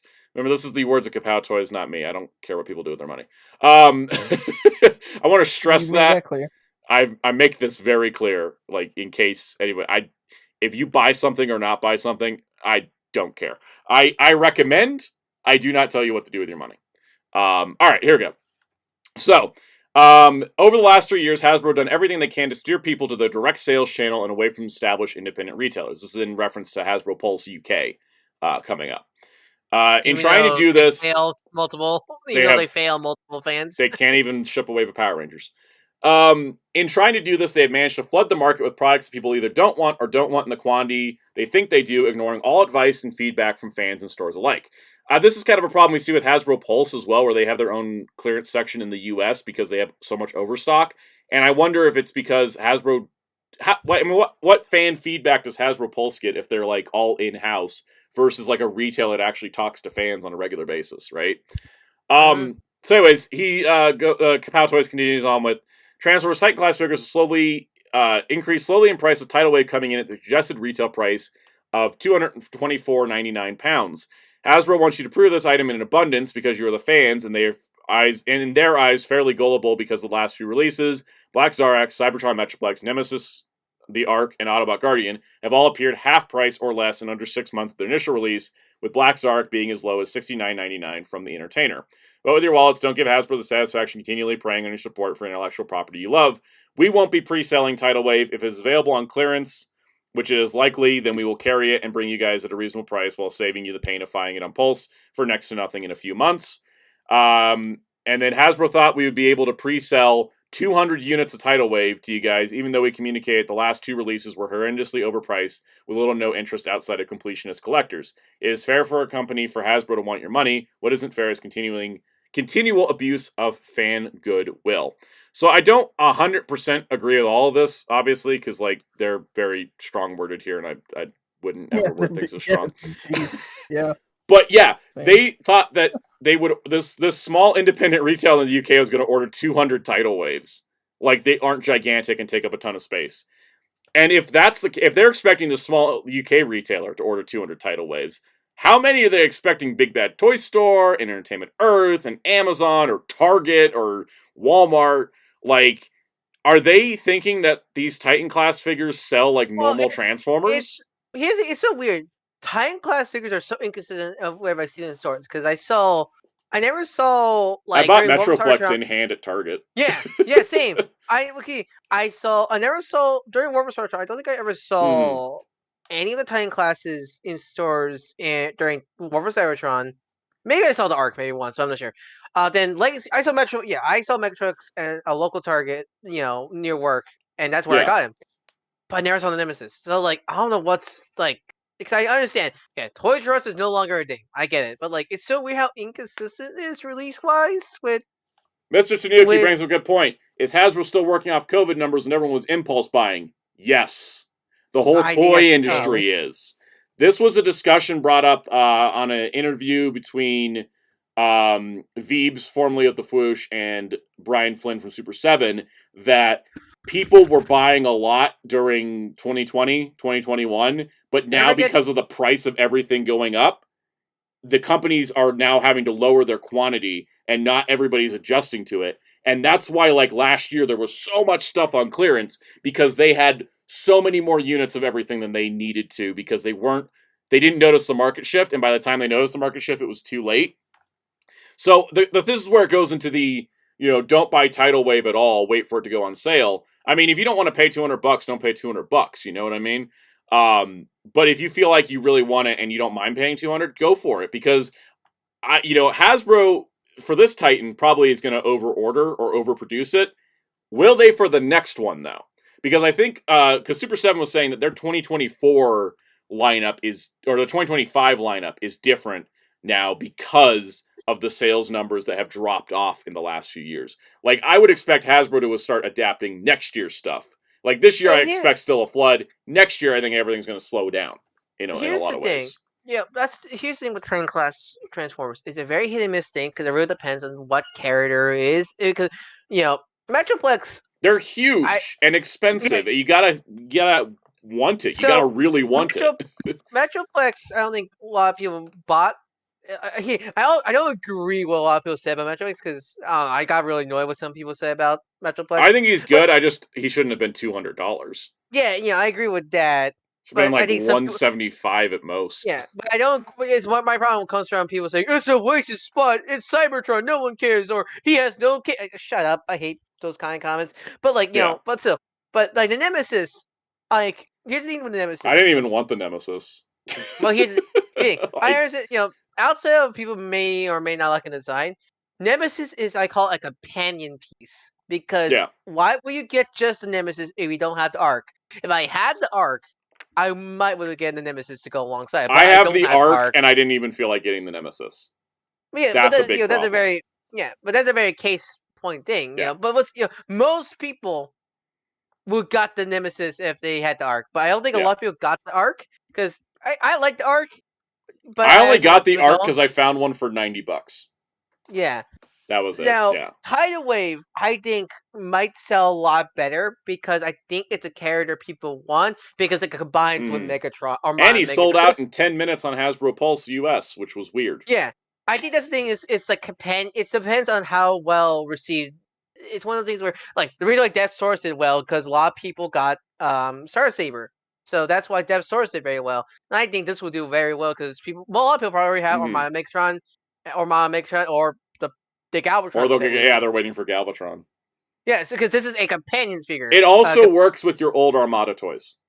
Yeah, because you can just put him up in the shelf and he's like bigger than everybody, right? Yeah, it's one of those like dual purpose things, kind of thing. Also, that's how I felt with Cybertron Metroplex. I was like, I'm gonna put it on my Cybertron also, shelf. I think the big thing, animation accurate colors, Yes. because because the original toy was not only that the car version was accurate to the anime. This is, so that's an advantage of this figure. So I think Tidal Wave, it's one of the things where I think Tidal Wave's a good figure. The price, I think, is one of the things I think it'll do well compared to other Titans. It just, it's this whole price thing is the big issue with. Because I don't want to pre-order a $200 Transformer that could come out 2 months early. That's budget devastating. I can't handle that. It has. Cause I actually rewatched the stream we did last year about Hasbro, but like Hasbro, like we keep talking about Hasbro really needs to change, and they need to find a way to, because I think I don't know how we could fix Hasbro besides lowering prices. I think overall Hasbro. I think lowering amount of product is a good first start. I think I think that's the big thing is I think having. Because what was it like back in the day? I don't know. It was like early 2010s. I think it's like something like 20. They usually are three quarters at the very least, like a winter quarter, spring quarter, summer quarter, or winter, summer, fall. That's how they used to do toys back in the day. Now it's every month. There's something new every month. That's the issue. That's I think the issue right now with Hasbro. And I feel it's only Hasbro because Lego still does their Lego only does winter, summer. Some things you might do spring for some, but not everything gets a spring release. Only some things get spring releases. Daniel Falconer's doing what I've been doing. Daniel Falconer says I've been canceling pre-orders that are coming in early for months. The release date's not being accurate ain't it? Yeah, I'm at that point too. If it comes in more than a week early, it's gone. I don't care. I just want to add, why is Hasbro the only company that does this? Because I have never heard stories from Mattel. Mattel will sometimes be late. Like Big Bad will say November and your Evil Lens shows up in December, and I don't think anybody minds that. I never seen it from Mattel, Bandai, both sides. Lego, Lego's the only company that everything that has actual dates. They come out on the date. They'll come out the January or the 1st of August. I don't know why because I know they have their own specific stores, but Hasbro has Hasbro Pulse now. Speaking of the quantity problem, nothing makes it more apparent when I do the rundowns. 44 Lightning Collection, and this is just 6-inch figures. 44 Lightning Collection, 183 Marvel, 73 G.I. Joe, and 85 Legacy Evolution Transformers. That is obscene amounts of product. And even if you're not buying all of it, it just gets overwhelming at some point. It's overwhelming. I just collect Transformers. Much. I just collect Transformers now. I had to stop everything I'm cutting down on everything. I'm cutting animated out of my Legacy collection. I'm cutting I gotta cut G.I. Joe at some point. It's getting too much even for that. There is too much stuff and it stops being fun. It just feels like a requirement. Well, it's frustrating I think what's frustrating the most with Transformers United is I don't think the toys are bad at all. I think they're all good toys, but it's the quantity and release and the price. But I think Transformers cost too much. But I understand why they cost as much as they do. I just don't like paying $25 for a deluxe. Here's the thing, also, which I think is making me frustrated with I'm getting worried about Legacy because of this whole stuff. Because I'm scared that because of. Are you also scared that sales are going to dip off and they're going to be scared and go back to G1 only again? Yes, that's my biggest fear. Because, and it's not even because it's not because they think low sales means they don't want animated, they don't want Beast Wars, they don't want Unicron Trilogy, they don't want, they're going to go, back to G1 again. That's my biggest fear. And that's not the fault of the figures in the series. That's the fault of Hasbro. And the pricing. So much. The quantity and the pricing. I want to support animated figures because I want them to do things they never did, like the Constructicons. But I can't do animated Legacy on top of everything else. I'm focusing on Beast Wars and stuff I don't have, like Rescue Bots. I don't have any Rescue Bot stuff, so I'm like, give me Legacy Rescue Bots. I'm not gonna buy stuff that doesn't look right either. If they pop out another RID repaint that doesn't look like a freaking RID character, I'm not gonna buy it this time. I only bought Scourge because he was $16 at a Ross. Yeah, You know, Mr. Tanuki also mentioned slowly moving towards buying less and saving for more expensive pieces. I'm kind of like that, where I'm like, man, Sentai Mecha brings me joy.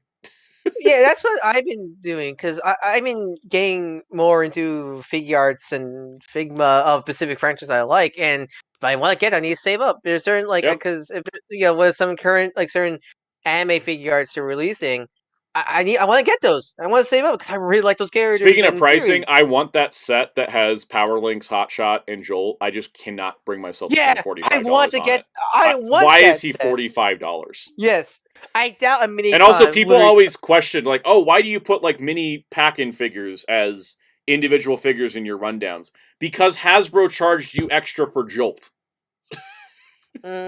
So, everything's on. If it's a named character, it counts as a pack-in. It counts as a separate figure.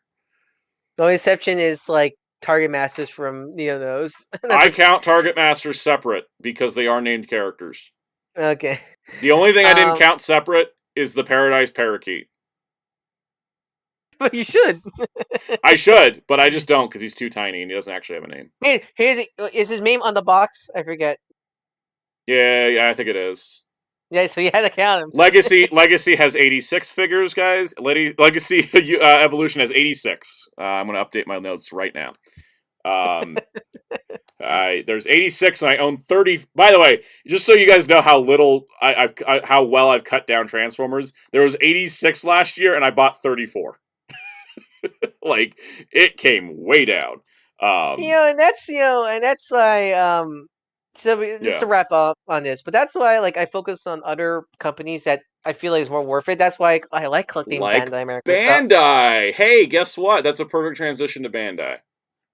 Because I want to wrap this up in a half hour. You ready to do? I would say that Bandai does that if they ever do an Ultraman Anime Heroes line, I'm scared because that's what I'm gonna buy majority of. Yep. Okay, you guys ready for this? Jerry, you ready to talk about some Bandai stuff? Well, yeah, at least one of these things. Yeah. All right. First up, the Spiral Blade is real. It's coming out.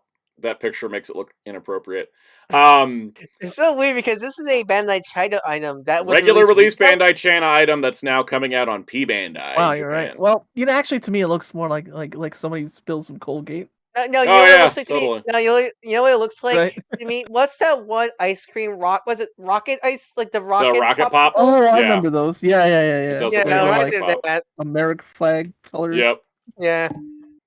So that's coming. We knew that was coming. No surprise, Memorial Edition Blazar Brace is coming. Bigger surprise, they didn't just announce it and put it up for pre-order. So what's gonna be the difference? I wonder. Is it just gonna? I don't know because there's already lines. I guess it's probably just gonna be music and lines. Maybe they can get rid of the grinding sound. You know what? I imagine they probably got include the beam attack sound. Yeah. I don't think that's. It's not in the thing as currently. Bonus points if they pack in Gento's son's bracelet and his wife's ring in there. They might do that. They did that with Kira Major's Memorial Edition. Came with Juror's notebook, and the Lupats one came with photographs. The Memorial Edition Oger Caliber, which still hasn't gone up on Amazon Japan or AmiAmi, I keep checking. Stay tuned to the Discord. I'll link it there whenever it does. It's going for a second wave now, due to be released in December of the year, which works for me. So I'm kind of hoping that now Amazon Japan and AmiAmi will get it because there's a second batch.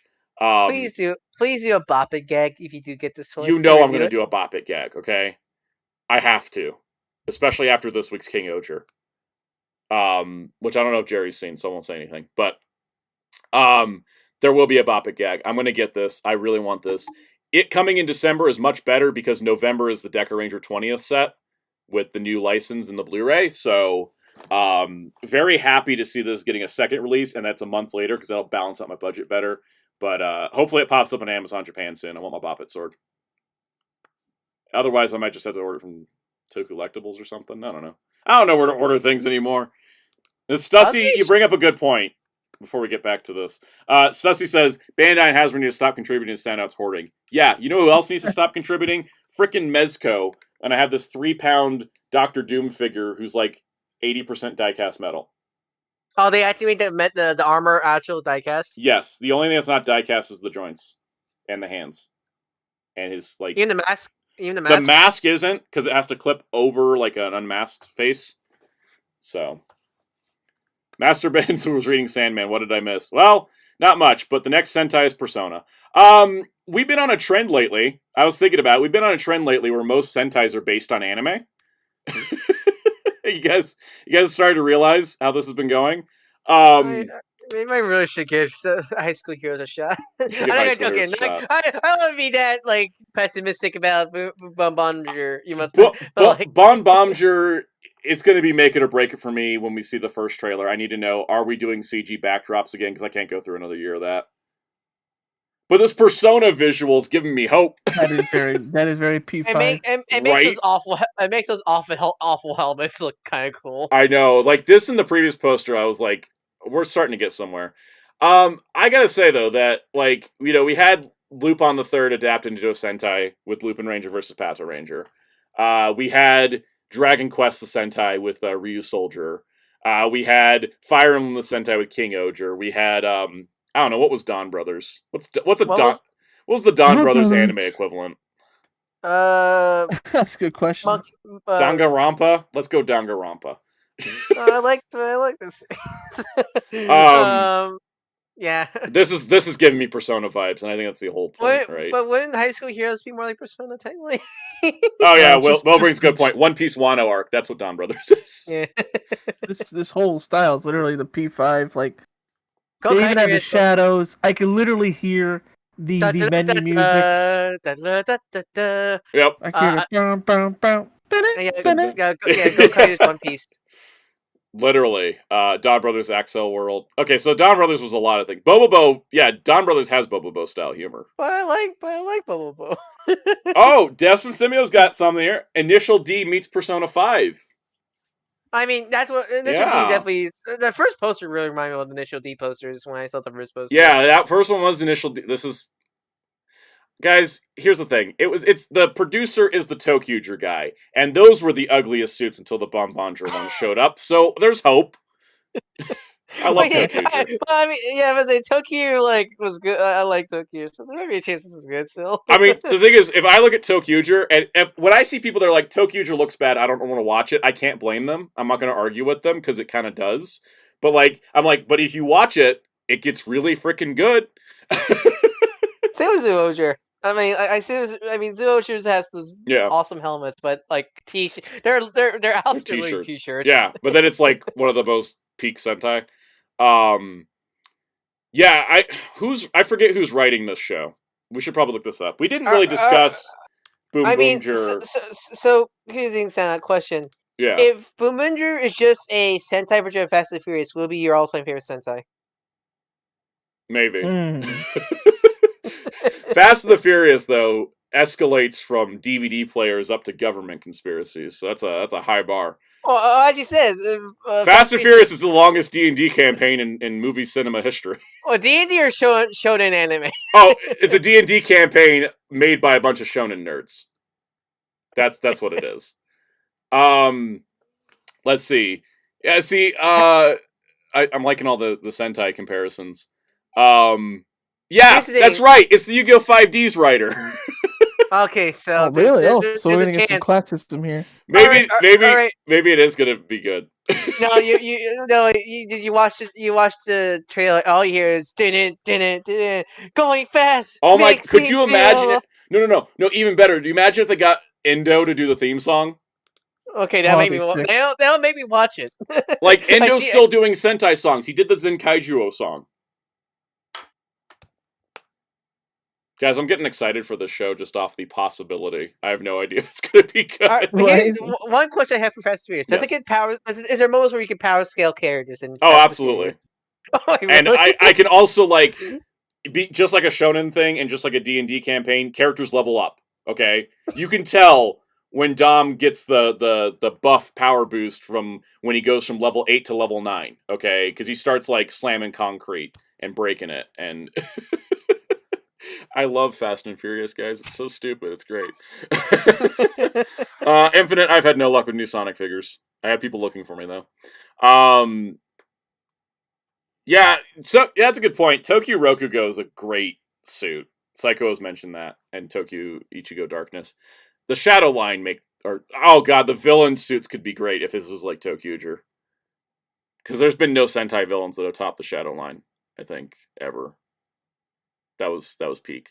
Oh yeah, there is that rumor that Go Andra and ToQger will show up this. Maybe. I mean, that would also make this great. Kind of like how they had Kyoryuger show up in King Oger. Look, okay, you guys are convincing me. I don't want my have my hype because of this. I don't want my hype so I'm gonna have some expectations now. I know. Let's not have expectations, but there's potential. Let's just go with there's potential, right? And we'll see what happens when we get a trailer. I mean, I thought there was gonna be potential with Don Brothers because I was hoping for actual Dogman, Gorilla Man, and Birdman, but no. Don Brothers. There was one person who decided what Don Brothers was going to look like, and then there was Inoue writing whatever the hell he wanted. I think the show Don Brothers would be better if the Rangers were actually their animals. I want actual like I think the newest season Pretty Cure is literally having the main like a dog. Girl. Yeah, be a dog. Yeah, a dog. Yep. The new one coming? Yeah, the new Pretty Cure. The main girl is a dog that can turn into a human. Yep, what everyone thought Ino Brother was. Even in show. Even in show, Haruka was like, is he actually a dog? Ino Brother would be more... I think Ino Brother should have just been a dog that could speak. But not like horribly CG mouth talking, but like it's like a Garfield thing where it looks like he can just speak by mind reading or something like that. Yeah. We need to. We're gonna keep an eye on Boomjer. Also, Will says, "I'm reminded of the creator of Cyberpunk 2077. Well, it was just the Cyberpunk tabletop game. The 2077 was just the video game. Nerd moment. Sorry. Made tabletop versions of Zeta Gundam and Urusei Yatsura. Someone should do that for shonen series. Yeah, I mean, their tabletop RPGs have so much potential. They really do. But you want to know what's fun about Sentai versus movies? King Oger gets 2. Like, I can't believe this is kind of crazy. They're like, you know what? We're gonna do both. We're getting King Oger versus Don Brothers, and we're getting King Oger versus Kyoryuger. With Ryusei Rogue, I think, confirmed for Kyoryu Red to be returning in the Kyoryuger one. The battle. Let's see. So we have the battle of awful CG Rangers versus awful CG backgrounds. Who will win? I don't know, but the thing I'm curious about is how long these movies are going to be. Is it going to be because the versus movies lately have been an hour? Is this going to be an hour and they're half hour each, or are they going to be an hour each, 45 minutes? Well, because aren't mostly the recent? I don't want to say this. I'm not sure it began with the Rainbow era, but weren't they mostly all been V cinemas? Yes, and these are V cinemas. These are the King Oger V cinemas. What was the last proper theatrical Sentai movie? The Ju Oger one. Like, really? Yeah. I got on the Q Ranger one. Well, that was like the Q Ranger one. No, because Q Ranger versus Lupin Ranger versus Pat. No, wait, that was the one after. Did Q Ranger? Oh, Q Ranger didn't have a crossover with Ju Oger. They had a Q Ranger versus Space Squad, and that was their V cinema because they kept playing it up like Captain America: Civil War. And then also Sharavan and Gavan were there, or Scheider and Gavan were there. So I think Ju Oger versus Ninja was the last theatrical versus movie.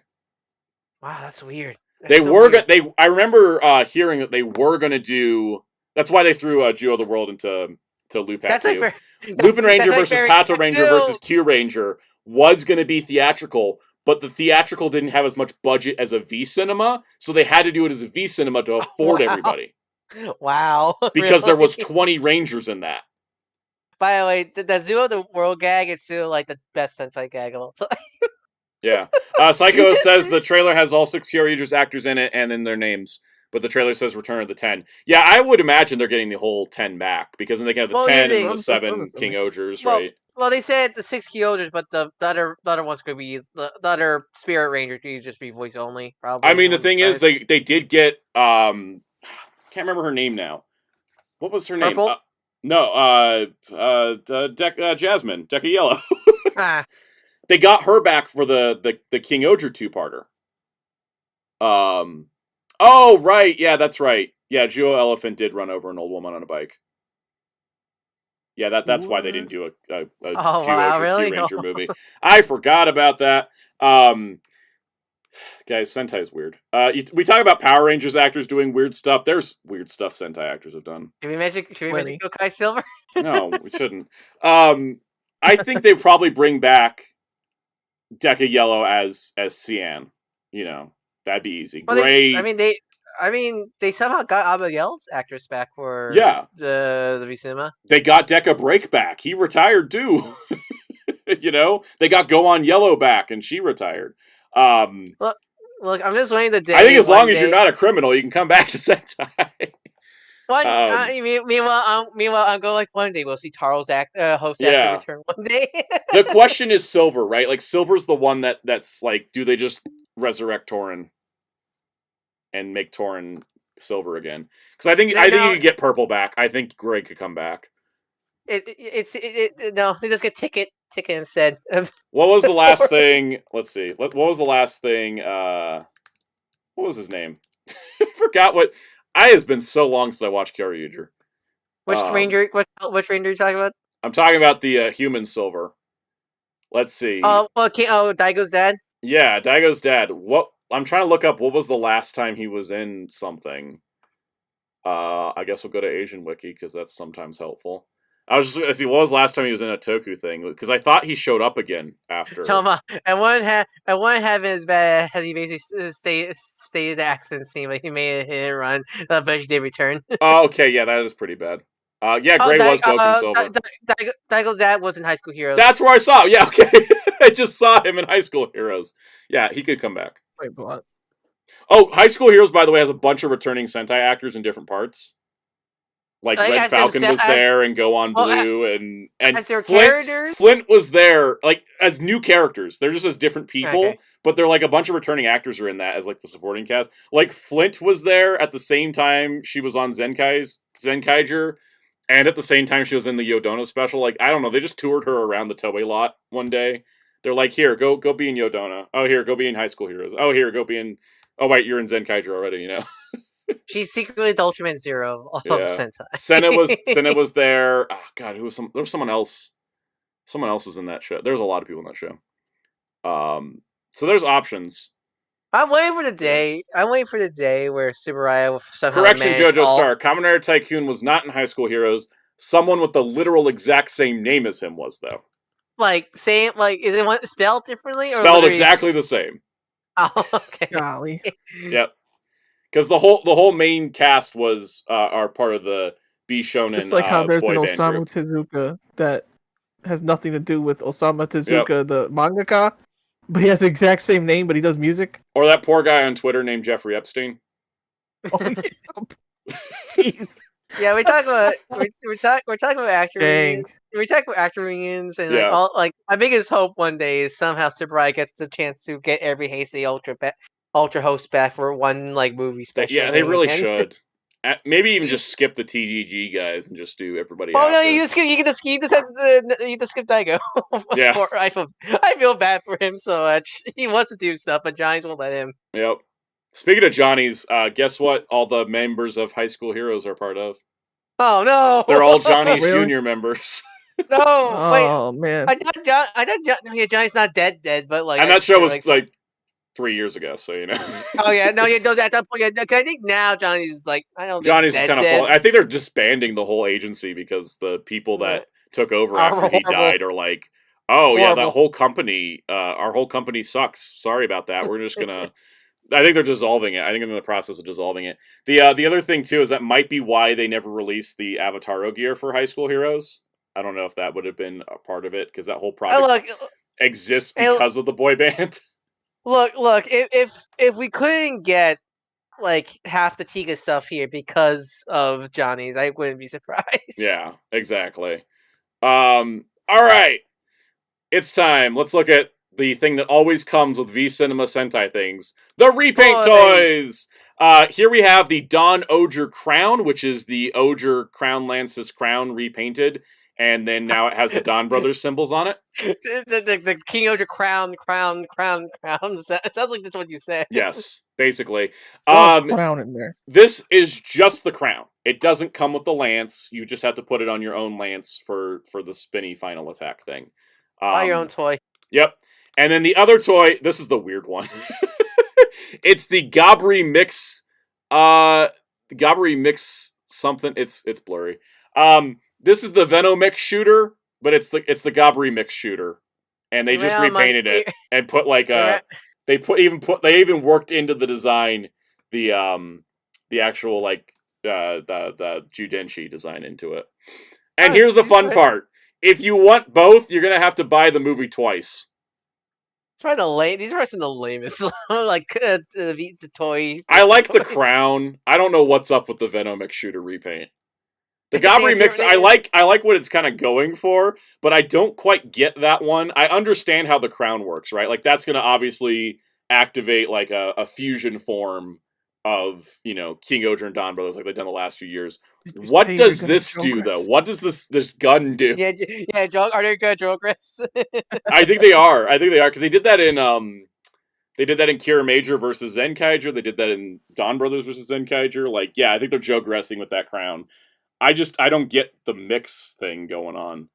And is it going to have keys? Is it going to come with keys? So, they are separate movies? Okay, because when I first saw it reported, it was like both of them come with both movies, and then you just have to buy the movie twice if you want both toys. So it is... Okay, yeah, that makes a lot more sense, actually. That, like, you get this with the Kyoryuger movie, and then you get the crown with the Don Brothers movie. Yeah, they're not that evil, thankfully. That gives me hope these are two full movies and not like some weird like half and half thing, because if they're selling them separately, they got to be longer than a half hour if they're selling them separately, right? No, they'll anger you by making the disc like a dual layer disc where one side is the Don Brothers, one side is the Kyoryuger. Yeah, I'm sure we'll see more about these because these are coming out. What is it? The movies come out in April. And then the Blu-rays come out in like August, September, I think, with the toys. So, okay. Kyle says, I think it's confirmed they're 55 minutes each. That'd be terrific. I would be really happy if that's the case. I don't want to get my hopes up, but if that's the case, these things are going to be great. Because that was the problem with Kyoryuger vs. Go Busters. They wanted to do the dinosaur crossover and the Go Busters crossover, and so both lost a little bit out of the middle. Well, honestly, I think Beast Morphers handled that Beast Morphers. The 3-parter for Beast Morphers for that was longer than the actual Versus movie. Mind you, I think it has the advantage of having hindsight. Go Busters beat. Well, also Go Busters is the main team. Yeah, it's the main team. So you know they have actual focus because they're literally the main team. Definitely. That season. I think that if those movies are an hour each, it's going to be terrific. I'm excited. Hey Nerd Channel. All right, Super Shodo Neji Rangers or Neji Rangers. I didn't know Neji from Naruto became a Sentai. I was gonna make the same joke. It happened when he switched out by a few seconds. It happened when he switched out that Buddhist symbol for an X. X. I have to say that Buddhist symbol, otherwise YouTube's gonna get me. It'll be like that joke from the TED show. Everyone keeps reposting him. Yeah, he was cool, but then they got him. What do you mean they got him? Yeah, nice guy.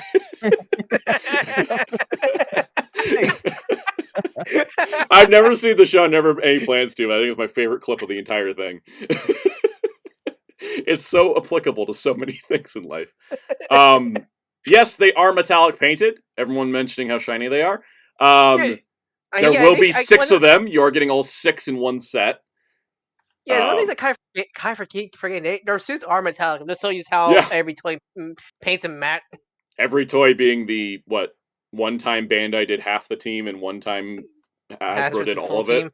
Yeah. They all come with their weapons. This is expected because it's Super Shodo and they're freaking cool and I wish I could collect them, but oh my god, the price. Remember, people, green was Power Rangers only. Yep. I don't think I've seen any. Luckily, I've not seen any posts going, where's green? Like, at least silver's here. They don't come with as many accessories as like normal Shodo Supers, but then they're fully painted, it looks like, and they're all metallic-y, so... Was the Lightning Hands Mega Ranger, or was that in space only? The Lightning Hands was in Mega Ranger footage. Okay. They just didn't include an effect for it. Yeah, I think it probably was a budget thing, because this is still... What was the price on this thing? As I'm careful not to scroll up to Fixoku's ads. It's 11,880 yen already, so... There wasn't budget for Lightning Hands, not making it more expensive. So yeah, it's no stickers, which is great. It's like Ninja Man. Ninja Man had no stickers. Beautiful figure. Love it. Shodo Super stickers aren't that bad. The Live Man said I didn't have that much trouble with. Yes, Psychos, I'm planning to get Jetman, but I might back out. I'm not sure. I mean, I'm uncommitted on Jetman, even though I kind of want it. So it's like everything you need to. Yeah, the only thing you're missing is like lightning effects, but you can always recreate those yourselves. But everybody comes with their weapons, multiple hands, fully painted, metallic painted, 11,880 yen. Not bad. Not bad. How many people would buy like one loose to make them Psycho Green? I don't know. They come out in June, so You think yeah. you think Bandai would be bold enough to make the monster forms? If these sell really well, I think they could. And if they make the monster forms, I'm buying them day one. Would you buy Shodo Super Abba Ranger? Like just their power-ups? Yeah, I like their power-ups. I would totally buy the power-ups. It's so weird that no one made toys of those forms. Yeah. From what I understand. I think they get intimidated by spikes. The spikes and the wings on yellow. I think the only time they got toys was I think Bandai America made. You remember those like Bandai America like Avenger sets? Mm-hmm. That is the only time where they made like those PVC figures. Yep. I just want Super Dynamo White. I want those like big, that would be great. Spiky sword arms. I wish Hasbro had made that because he's technically a separate character that way. Mm-hmm. Let's see. Mr. Tanuki says Jetman set looks great, but that price is somewhere between ouch and yikes. Exactly why I'm on the fence. Even though I have it pre-ordered at Big Bad Toy Store, I'm on the fence still. Like, if it comes in and I got money, sure. If not, I'm probably going to back out. Okay. See, Psycho says Shodo Super Jacka, Flashman, Turbo Ranger, 5-man. Jacka, day one. You got me putting money down on Jacka. That's yeah. Remember when I was talking about shows that like are kind of bad and like you can poke holes in them that I'll still defend Jacka? I'll do that. Be a bonus. Bonus for the Jacka set. They should come with the cannon. No, not just a cannon. I want the transformation chambers. Oh my god! Oh, they could be like the old Popanika toys and come with the pods, or it could be like King Oger where they sell the pods separately, like they did the cockpits for King Oger. Mm-hmm. I'd buy the pods. Donnie Waldman says, really surprised that Silver has multiple figures for something that shows up like once. Guess it's easy repaint. Yeah, when you look at it, they just need to make the sword, and that's it. Like, that's the only new sculpting. Yep. And yet somehow Hasbro don't realize keep screwing that up. We're just the same body, but different heads. Yeah, Room Without a Window gives a good point. If you buy enough Lightning Collection to build a team, you essentially pay the same amount as the Shodo Super. They're short. Like, they're short, but they're a lot of value. They really are. Like, my problem isn't that. It's just they're because of the other stuff I collect, I can't just like commit to it, and I'm behind now. Like if I should have gotten in on it at the start and then just like focused on it, but I was like, but Lightning. Lightning, that was a mistake. That's always the biggest hurdle you had to get to. You want to get into toy line. I had to go backtrack now. Yeah. Go luck. Try to get into like Figure Arts Dragon Ball. Figure Arts Ultraman was a nightmare. Yeah, that's why I'm just sticking with Figure Arts Standard, and that's why I'm really hoping Bandai Maker will go full Anime Heroes Ultraman, because if that speaking of Ultraman and Figure Arts, Hunter Knight Tsurugi's on P Bandai US. What? Yeah. Hey, remember they said the art when the Bandai America got the license back in last year. They said 2024 was the year. Mm-hmm. And we did get Exceed X before, but we didn't. We skipped over a couple others. But Hunter Knight Tsurugi from Ultraman Mabius, the Dark Knight form of Hikari, who I'm totally waiting to buy because I'd rather get Hikari. He is coming. He's coming, and you can order him from P Bandai US. He comes out in July. For that, June in Japan. Great looking figure. If I wasn't in the current mode of cutting back on purchases, I probably would have already ordered him, but I am trying to cut everything down, and it is easy to go, let me wait for Hikari, but he looks amazing. It's because I love Hunter Knight Tsurugi's design so much. So good. Yeah. I love Hikari. Like, Hikari, he's one of my favorite Ultras, but like, this Tsurugi Knight armor is so cool. Mm-hmm. Jeremy Carr, I still need to get Natasha Robo. It's just that price. It's always expensive. I still want it, though, because it's the only, like, mecha that's Figure Arts compatible. But yeah, no, like this is great. I'm excited that we're seeing more Ultra Figure Arts on P Bandai US, and so hopefully it'll be like Rider where we get most of them on here. And they come because like it's one of these where I do want to pick it up, but like it's not like like you said, I'd rather pick up Hikari first. So, but like God. At least we know Hikari's coming. There's no way they're doing Tsurugi and not Hikari. Psycho, if you want to know why he became Hikari, go watch Mabius, because it's one of the best shows. Good. It's a good show. I'm waiting for my set to get my DVD sets to come today. Yep. On my phone. Oh, and I forgot to put this in the news topics, but the Ultra Epica Mabius Brace Ultra Brothers edition has been delayed from February to March. which is good for me because I can recover in February before March. And it's also good because hopefully that means QC will be on point. Johnny Waldman, I'm right there with you. If they do an absolute Teton figure arts on here, because I would like to not have to pay upcharge for Teton. That's gonna suck because I'm not sure you can see. I'm not sure how hard to get Diavolo. I don't know what the aftermarket is on Diavolo. I don't mess around with Ultra figure arts when they're new, unique characters where that's the form I want for them. Yeah, because if that's because I can't because if they do that, because I don't want to pick up Teton by myself. I want to have at least Tartarus. Tartarus at least is retail, so that helps. So I could probably find him easier. But it's one of these where it's my rule. It's like how my Team T rule is Turtles first, everybody else second. Yep. I want to get Tartarus first before I get Teton or Diavolo because he's the leader of the crew. Speaking of gold, guys, SH Figure Arts Kamen Rider Legend is also now up on Bandai US. This guy's showing up in Gotchard soon, so.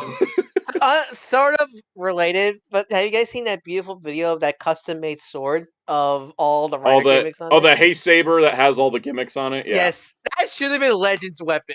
Yes.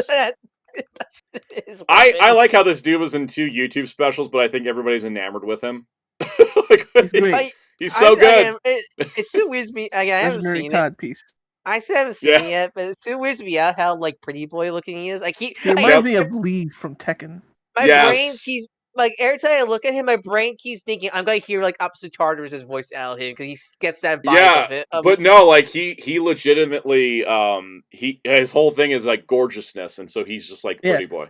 Yeah, he says gorgeous like Lee says excellent. Yep. Yeah, you know what I love about it? Him and Two Kaiser both have the same design thing of popular anniversary character but gold, and then you see their human forms and they're not anything like Zox is nothing like Marvelous, and Legend is nothing like Tsukasa, and I love that. You think they would, they're not copies, they're completely new people, they just have a similar look. I mean, is Legend a bad guy or is he He's a good guy. He's a good guy. Okay. He's just good. Full of himself. Arrogant, but Okay, good. Because he's got the arrogance of Tsukasa, kind of like how Zox has the I don't care-ness of Marvelous. Okay, good. Except Zox takes it to a next level, because I don't think Zox actually ever cared. I think he just wanted to have free food, and that's why he played along and didn't, cause property damage.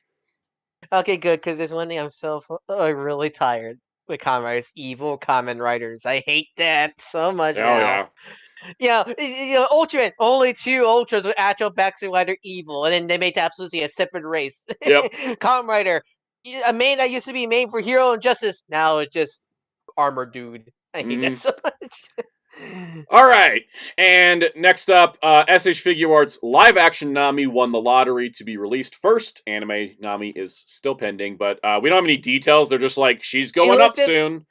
She definitely looks better than when we first saw her. Also, I remember fun fact, Emily Rudd is also a voice actress because she is the main female lead in the anime Delicious in Dungeon, and she's actually really great. Oh yeah. She's actually a really great voice actress. That's really shocking. Really shocking because when it comes to actors that go straight to voice acting, it's always kind of a hit and miss kind of thing. But no, she hit off the park. She really hit off the park. That's great. I'm glad to see her career taking off. She's very talented. I gotta tell you, live action anime adaptations don't get me, but the Luffy I need help scene from the live action got me crying hard.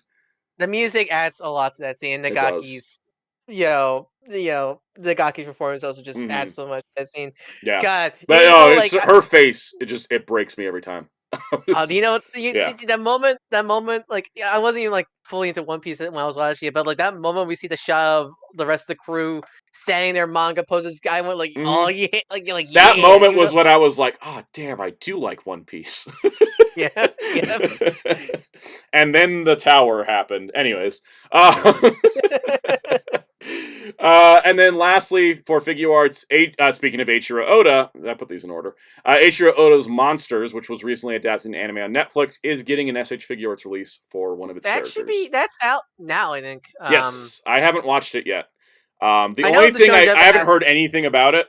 I got no word on quality or whatnot. The only thing I know about it is I saw somebody post that they went into their Discord about looking to see what people's reactions were, and everybody in there was just talking. It was doing tic-tac-toe on Nico Robin's forehead, and so they weren't sure if that was like a good thing or a bad thing for monsters. I didn't know one Show and Jump app just uploaded the one shot on the app today. Oh, they did. So you want to read? Really? Yeah. So you want to read the manga? You want to read the manga version? You can do it right now. I'm gonna read the manga first then, because that's my thing nowadays. I want to read mangas first and then do anime later. I'm just glad they didn't do what they did to Fushiro with. They didn't do before One Piece. There was like they did with Fujimoto. Fujimoto with his previous work before Chainsaw Man. Like before Chainsaw, I hate that. Yep. I hated that. Oh yeah. Okay. Did they do that with Dr. Slump? Whatever. No, thankfully they didn't do that. Thankfully, for Luckily. All right, let's wrap up the last bits of news. We got like 5 little topics. These are little tiny ones, little tiny things to keep track of. Okay. I didn't do that with Super because I wasn't reading manga back when Super was airing, and I'm glad I didn't because it sounds like the Super manga is not worth my time. There's parts of it that are good, but yeah, a lot of it's weird. Cool. All right. Yeah. McFarlane Toys has a Dark Knight Trilogy Skydive Batman that's basically like an unmasked Batman with some accessories and stuff. That goes up for pre-order on the 24th. Look, it's Patrick Bateman. I mean... Yes. And then there is a Batman v Superman Batman that comes with like grapnel gun and stuff. I gotta tell you guys, here's a factor. We talked about this in the Discord today. Why does Todd keep making Batman? Why does companies that do DC do mostly Batman? It's not only a mandate; it's a requirement for life. This Batman went up and sold out everywhere within like an hour, less than an hour. I think people need to realize that it's not just Todd likes Batman. It just mandates. It mandates, and every time that something like this is just a normal ass Ben Affleck Batman, right? This is a normal-ass Ben Affleck Batman, all things considered, and it's sold out everywhere. And to the point where I think the only place you can get it right now is GameStop. And that's not really a place, because GameStop, ordering systems suck. So the thing is, regardless of, what they want to make, every time that a Batman sells that good, they can make figures like Red Tornado or Wonder Woman or whatnot. Yeah. It's just how it goes. It kind of depresses me because at least Todd does other stuff. Because there were some listings for poor Spin Master seems to be stuck in Batman. I mean, they released a new Blue Beetle mold. Yep. I need to get that still. That's about it. That's about it. I mean, it really depresses me because I think there's leak listings of Lego summer releases, and there's DC sets, all Batman. I mean, I think it was like Batman animated series team stuff, so at least it's something unique. But so it's like I miss. Mr. Tanuki says tried to order Honey Night Surgery from P Bandai. Turns out they don't ship to PO boxes. That's dumb. That sucks. That's weird. And Dustin Zemido, exactly to my point. Because you make Batman, you get money. You get funding for new sculpts for characters people actually want. And to go to Tacoma, exactly another good point. Batman prints money. He's a license unto himself. Exactly. Yep. So. If you want DC stuff, don't get mad at the Batmans because they sell the casuals. That sounds like something. Like, don't be mad at the Batman. Don't be mad at the Batman. It's not his fault. It's like I'm talking like the Riddler in the Batman. Don't be mad at the Batman. All right. Even the bold, and don't be mad at. This is a news topic because I care about it. The Bad Batch Season 3 trailer is out, and it is going to be airing finally on February 21st, and it'll be airing like this, where you get 3 episodes to start, then 1 a week, then 2, then 1 a week, then 2, then 1 a week, then 1 a week, until the show ends in May. This is like one of the best Star Wars shows. That's why I was wearing my Bad Batch t-shirt today. I still need to see it. Wait till it's done and binge the thing, and you'll cry as much as I did. I do love my favorite joke about the Bad Batch is people talk about the stars of the Bad Batch is Steve Bradley Baker 5 times. Yes, it literally is. It's like I want a behind the scenes photo of how that show's recorded. I want to know if Steve Bradley Baker just go off the cuff. Yeah, I don't know because literally the only character he doesn't voice is Omega. Because Rex is a recurring character in this too. I just want to know, does he literally, in the booth, just talk, when he's, reading the lines, and he, switches to, go from each Bad Batch member to the other? Time Shawn Nichols sneezed in Max. Yes. Bless me. So Exactly. I forget. Batman take place right after the end of Clone Wars, right? Yep. Right after the end of Clone Wars, right? But before Rebel, way before Rebels. It's before Andor, like even. It's before Obi-Wan. It's not like the beginning of it also ties into Rebels amazingly. Yep. It begins with Order 66. That's the first episode. In their perspective, yeah. Get your kicks Yeah, out. and it's literally Kanan. It's literally Kanan too. Yeah, we find out what happened to Kanan at Order 66, even though we had found out in a comic. But that's just how Star Wars goes now.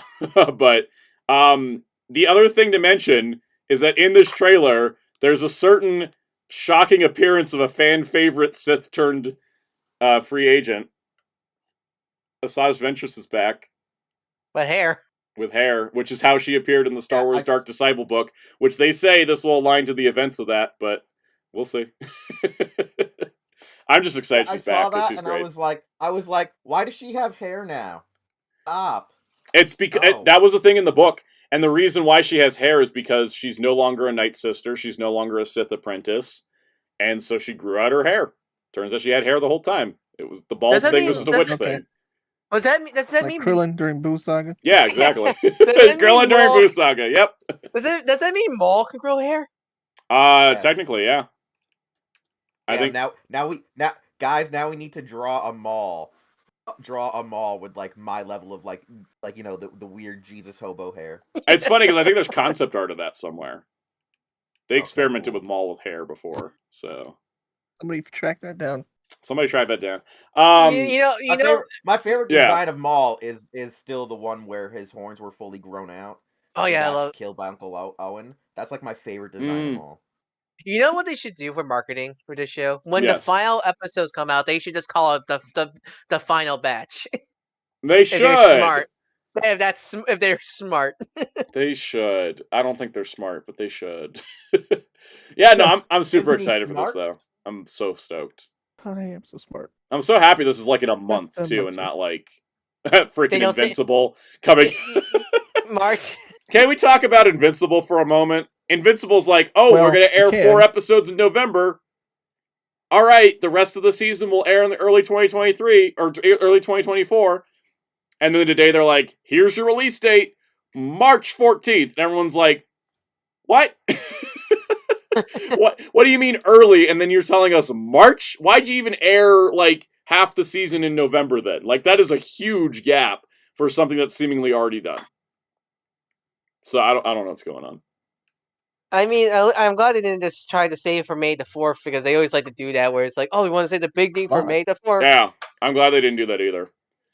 I'll tell you May the 4th. Mr. Tanuki, that's a good point. Completely missed Invincible even had come back. What a waste of the momentum from Adam Eve special. Yeah, they spaced it way too out. Like, in addition to taking, like, over, like, 2.5 years to get Season 2 out, they start the hype train rolling with Adam Eve, then there's months, then here's 4 episodes, then there's months. Like, that's not how you air a TV show. I would say that, like, even though I do agree that it's kind of ridiculous for that, I really despise the people who who said animators should be like there's some disgusting and the thing is too is apparently like the animators are done. They're on to Season 3, so why are they holding them back till March? Mm-hmm. And I feel like it's an after effect of the strike that like now the studios are like, oh, what? We had people on strike for 150 days and have nothing ready for the first quarter of this year. Time to spread out whatever we have, to fill the gap. The Netflix model, which I despise. But the problem is, like, Prime Video, you already aired half the season. You put enough of a gap in here that on old TV standards, that would be a new season. Like, that's as bad as the Nickelodeon gap that Power Rangers used to get. I mean, what's worse, that or how Netflix releases their animated shows? I don't know. Hey, Bang Bravern's getting toys from Good Smile Company. Well, they were confirmed that when it was first reviewed. But Bio, do you seen the first episodes yet? I did. What do you think? Bang Bravern is to Super Robots what Witch from Mercury was to Gundam. Yep, it's the gayest thing ever. I love it. Yep. There is no subtext. It is nothing but text. The ending is literally 2 shirtless buff Obari men singing in the ring. Yeah, it's one of the first times I've seen like an anime have characters singing their ending song. Obari cooked way too good with this. I feel like it's gonna. I love Brave Prince so much. That's great. And it's also an isekai anime. Like, Obari was like, oh, I'm gonna follow all the modern anime trends, including isekai. And I realized it like a few days after watching episode 2. I was like, wait, Bravern You're literally right. isekai'd himself into a real world. He's a You're super right. robot that isekai'd into a real robot show. You're right. I never realized that. It is on Crunchyroll, yes. Speaking of other shows, speaking of like adjacent mecha, have you ever heard of the anime Metallic Rouge? I heard You about might it. like that. You might like that. Was that the thing I saw with the melanin filter? There's a girl that can turn her melanin on and off, and I don't know what anime it's from, but I thought it was funny. No. Metallic Rouge is it's a cyberpunk like anime. I might have to check it out because I did see this one thing of like this girl puts on a jacket. No, that's and then her skin darkens. No, that's from that's another mecha anime where it's a tie into Bandai upcoming Bandai Namco game. Okay, I saw people making jokes that like Nico Robin also had the melanin toggle, but hers got stuck. Yeah, no. Metallic Rouge is a cyberpunk like anime. Yeah. That is about robot about. It's hard because they don't really tell you they don't really tell you what the story is in episode 1 and 2. But they drip feed you about like the lore of the world. It's very cyberpunk. It's about like robots. Oh, that's and humans. Synduality Noir is the show I saw clips from. Okay. Yeah, I might have to check out the Metallic. Metallic Rouge. It's Metallic Rouge? I know it's Metallic Rouge. Yeah, because it's Henshin Hero, like where the cyborg, the robot people can transform into armor-looking forms. You like it. Yeah. I know you like your cyberpunk. I like my cyberpunk stuff, even if it's bad, like Genocyber. Oma Ender Prime says, okay, Oma Ender Prime blessed the server with Mall with hair. So go check that. Oh no, let me check. I haven't read a Red Ranger get Isekai because I don't know where to read it. Oh god, yeah. Actually, oh my god. Speaking of comics, Ninja Turtles is ending with 150 and restarting with issue 1 a couple months later with Jason Aaron as the writer. His track record writing teams is spotty. Yeah, but I say, how do you feel? Because I know people are very mixed on this Avenger run. So how do you feel about his Avengers run? If it didn't have Robbie Reyes in it, I would be. I probably would have never read it. I would have given up on it. I didn't like the way he ended Robbie's story in Avengers either. I thought that was stupid. So, but the thing is, I love his Thor stuff he did. So, Jason Aaron, he's a 50-50. I don't know how well he's going to gel with the Turtles. We'll have to see. But they did announce that each of the first 4 issues are going to have a different artist. So we got issue 1 is going to be Joel Jones. Issue 2 with Michelangelo will be Raphael Albuquerque. Issue 3 will be Cliff Chang. And then issue 4 will be Chris Burnham on art. I think my favorite here, Chris Burnham or Cliff Chang. I really like those two's art style. Those two, yeah, those two are great. I think they already did announce that Raphael Albuquerque is going to be drawing the second story arc. So they're doing this just for the first. But maybe they'll switch artists each story arc. That could be kind of neat. That'd be really cool. Yeah. I'm glad they're not just rebooting it. It's still gonna be in the IDW series. Yeah, they're continuing it. It's just they're starting over from number 1 because I think they realize the comic getting to 150 is a bit of a barrier of entry. I think it's also because because how well we're in our second. We're now in a new Turtles boom. Yep. Turtles boom. So they want an easy jumping on point that people can understand. That isn't a number that is 3 digits. Yeah. I get it. Hey, at least I'll finally have all 150 issues and be like, look, that's the complete run of the longest running Ninja Turtles comic of all time. Mm-hmm. So the Mirage didn't last that long. Yeah, none of them even got close. I think the longest one before was like 70 issues. All right, and the last thing, we've got Digimon Liberator updates. This is for those that don't remember the upcoming Digimon manga series. I don't think we talked about this. This happened over Christmas, so I think I completely forgot to talk about it. There's a Digimon manga that's coming out on Digimon.net that is going to be based around the card game called Digimon Liberator. It's going to have new characters and Digimon. I would say I know some people are so annoyed that it was not an online client. I get people want it, but still, I feel like we're still going to get an online client because they're investing in a manga. I just don't think that's what this is about. I think we're going to get an online client as well, but this is them doing new lore for the Digimon card game. And so here's our 2 main characters. Which is, let's see, Shota Kazuma and Risa Kinosaki are the two main characters here. They look fun. I like that they're holding the cards, so it is tied to the card game. And the best Digimon made of all time. And Shumon. First, before we get to Shumon, here's Teromon. These are going to be promo cards coming up, so we already got English cards for them. But here's Teromon, cute little bird. Teromon evolves into Galemon, like winds. Then we got a Shoto card. Then we've got Shumon. I was like, what? I love his. What did we all say? I said I thought you said Gaomon, not Galemon. I thought I was saying Galemon. Oh yeah, it does kind of sound like Gaomon. Shumon. I love Shumon. I look at him. I love Shumon. You know what's the best part about Shumon? Shumon evolves into Shumon. Shumon. So wait, yes. Guys, you're saying Project has a Digimon of his own finally? Yes. Shu. Project's a shoe collector. So now I want. And then here's I really hope the ultimate and Mega are Shumon and Shumon. Yes. No, the Mega. No, it should be Shu. The Mega is the boot. The boot. Just the bootmon. Da boot. No, not even. Yeah, not even the bootmon, just the boot. Da boot. Because we already have a bootmon from Atmon. Yeah, but it's spelled like D-A. It's like spelled like D-A-B-O-O-T. Not da boot. Da boot. Das Bootmon. Exactly, like Das Cow. Yep. Cameron, I don't have thoughts on Sonic Prime Season 3 because I only watched 2 episodes. We'll talk about it next week. I'll probably be done by then. Anyways, these look great. I'm so excited for this. I love that there is new Digimon stuff. I'm glad our main Digimon's not like a dino or a wolf. I like it's a bird. It's a change of pace for once, right? Mm-hmm. Wait, whoa. We don't remember the time we had a goddamn teddy bear as a main character. He was still a dinosaur teddy bear, Will. Well, are we talking about World? We're talking about World. Are we talking about World 3? Yeah, Bearmon. He was really a dinosaur. I don't know. Yeah, he was. Yeah, have you seen what Bearmon can evolve into? He can evolve into dinosaurs. Santa, this is Digimon. Anything can evolve to anything. That's exactly. A lot of the other games started turning him into like Leomons. Yeah, from bear to lion. I guess after World 3, they're like, wait, why is he a dinosaur? Yep. Remember, Gatomon's evolution line is it's like cat head to dog to cat to woman to woman to dragon or woman. Alternate woman. Yeah. Oh, the alternate woman.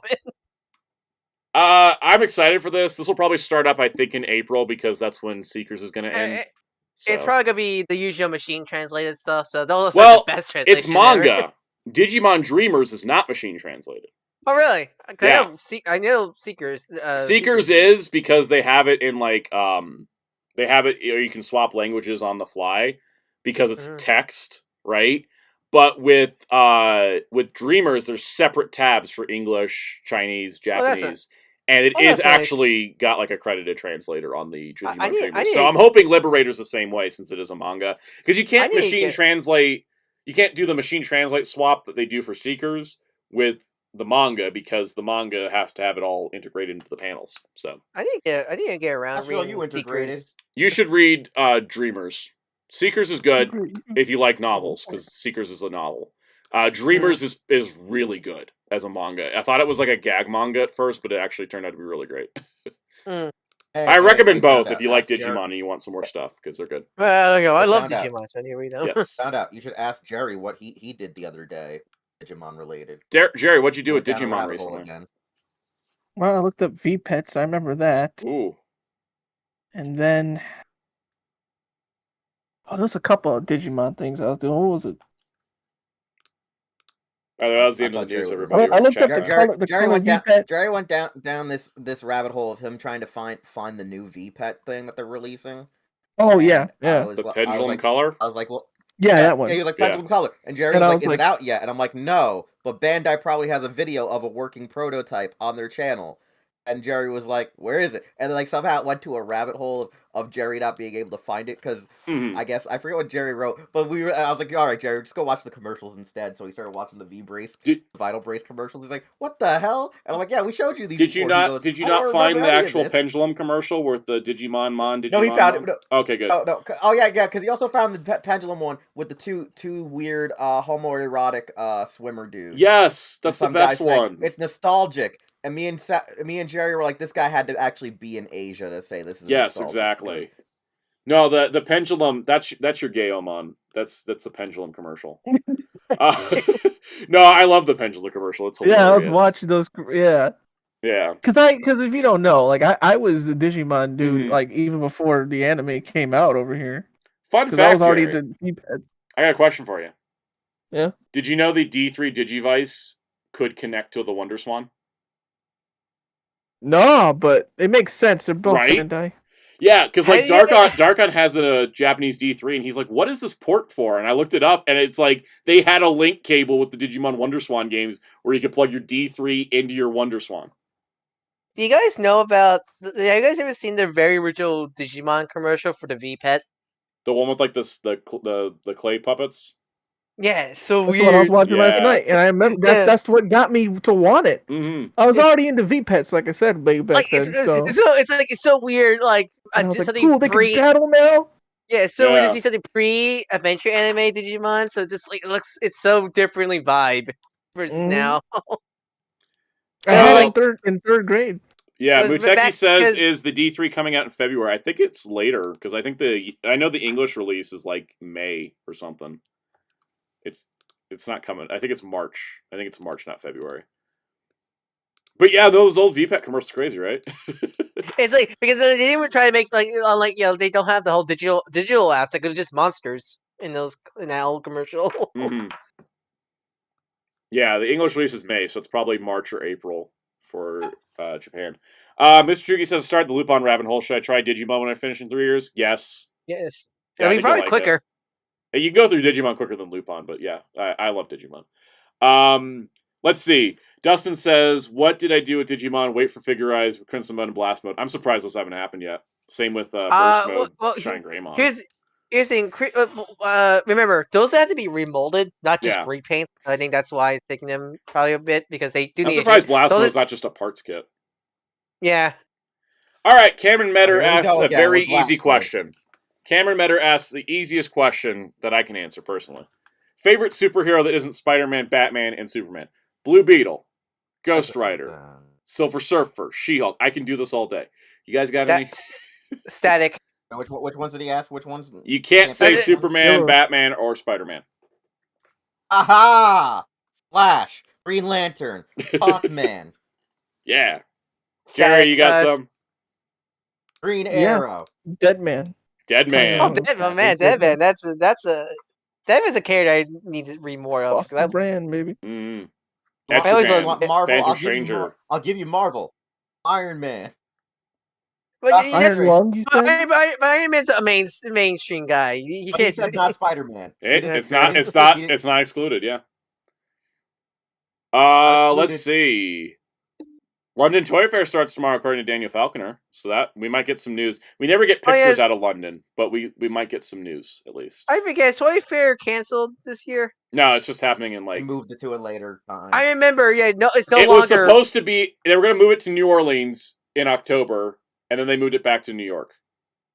I keep forgetting. Yeah, no longer it's going to be February now. It's like fall now. It's in the fall now. I don't know why they want to even move it from New York. It's like the dumbest thing ever. The problem they had last time was they did it the week before New York Comic Con, so they didn't have. There weren't like the major reveals like usual. Yeah, because New York Comic Con was coming, and they wanted to get better people. They went like what was it? Like Hasbro went to Comic Con instead of Toy Fair, like that kind of thing. Yeah. It's going back to New York next year in March. Okay, so it's not even until next March. They're going to try to get back on the old track then. Okay. God, I miss those days of Cameron. Any other people? I think we'd have trouble answering this question. But for us, we live in the obscure. See you later, Dawn on Ranger Power. Cameron asks favorite Tokusatsu that isn't Power Rangers, Super Sentai, Kamen Rider, Ultraman. Garo. Garo. It's literally gonna be Toei Spider-Man, that counts. Spider-Man. Shinjurion. Shinjurion. Sanuman. Machine Man. Zubat. I love that. Zubat. Machine Man for me. I love that man with his Kiter. baseball. I got one. Daniel said. I got one. Daniel said Zone Doctor Fighter. Who. Doctor Who. Zone Fighter, yeah. Zone Fighter. Kiter, Huckiter, What's Grand Caesar. Thomas the Tank Engine. Yes. Yeah. Doctor Who. Doctor Who counts. Doctor Who is so Tokusatsu, it's crazy. What's the Tokusatsu? What's the Toei? The one with the two brothers that one becomes a rocket, one becomes the car. Uchu Tetsuden Kyodai. Yeah, love that one. That's one of my favorites. Grand Caesar, Justerizers, Guyford, Cutie Honey, Godzilla, all these in the chat. Speak of Robot Detective. What's his name? Speaking of Doctor Who, what's your Doctor Who progress so far, Santa? I just saw the episode where I just watched one last night. I got past the Daleks in Manhattan arc, which was great. And Andrew Garfield was there with his weird Southern accent. And then the episode after that, my mom and I were like looking at an actress for like a few minutes going, wait, we've seen her recently. What was she in? It was Martha's sister. And we're like, who? We know this lady from something. And I looked it up and it was Renslayer from Loki. And I was like, oh, okay. That's why we saw her recently. What episode was that? I forget. It was the one, it was the Lazarus something or other. It was a guy that like made himself young, but he actually turned into a bug monster.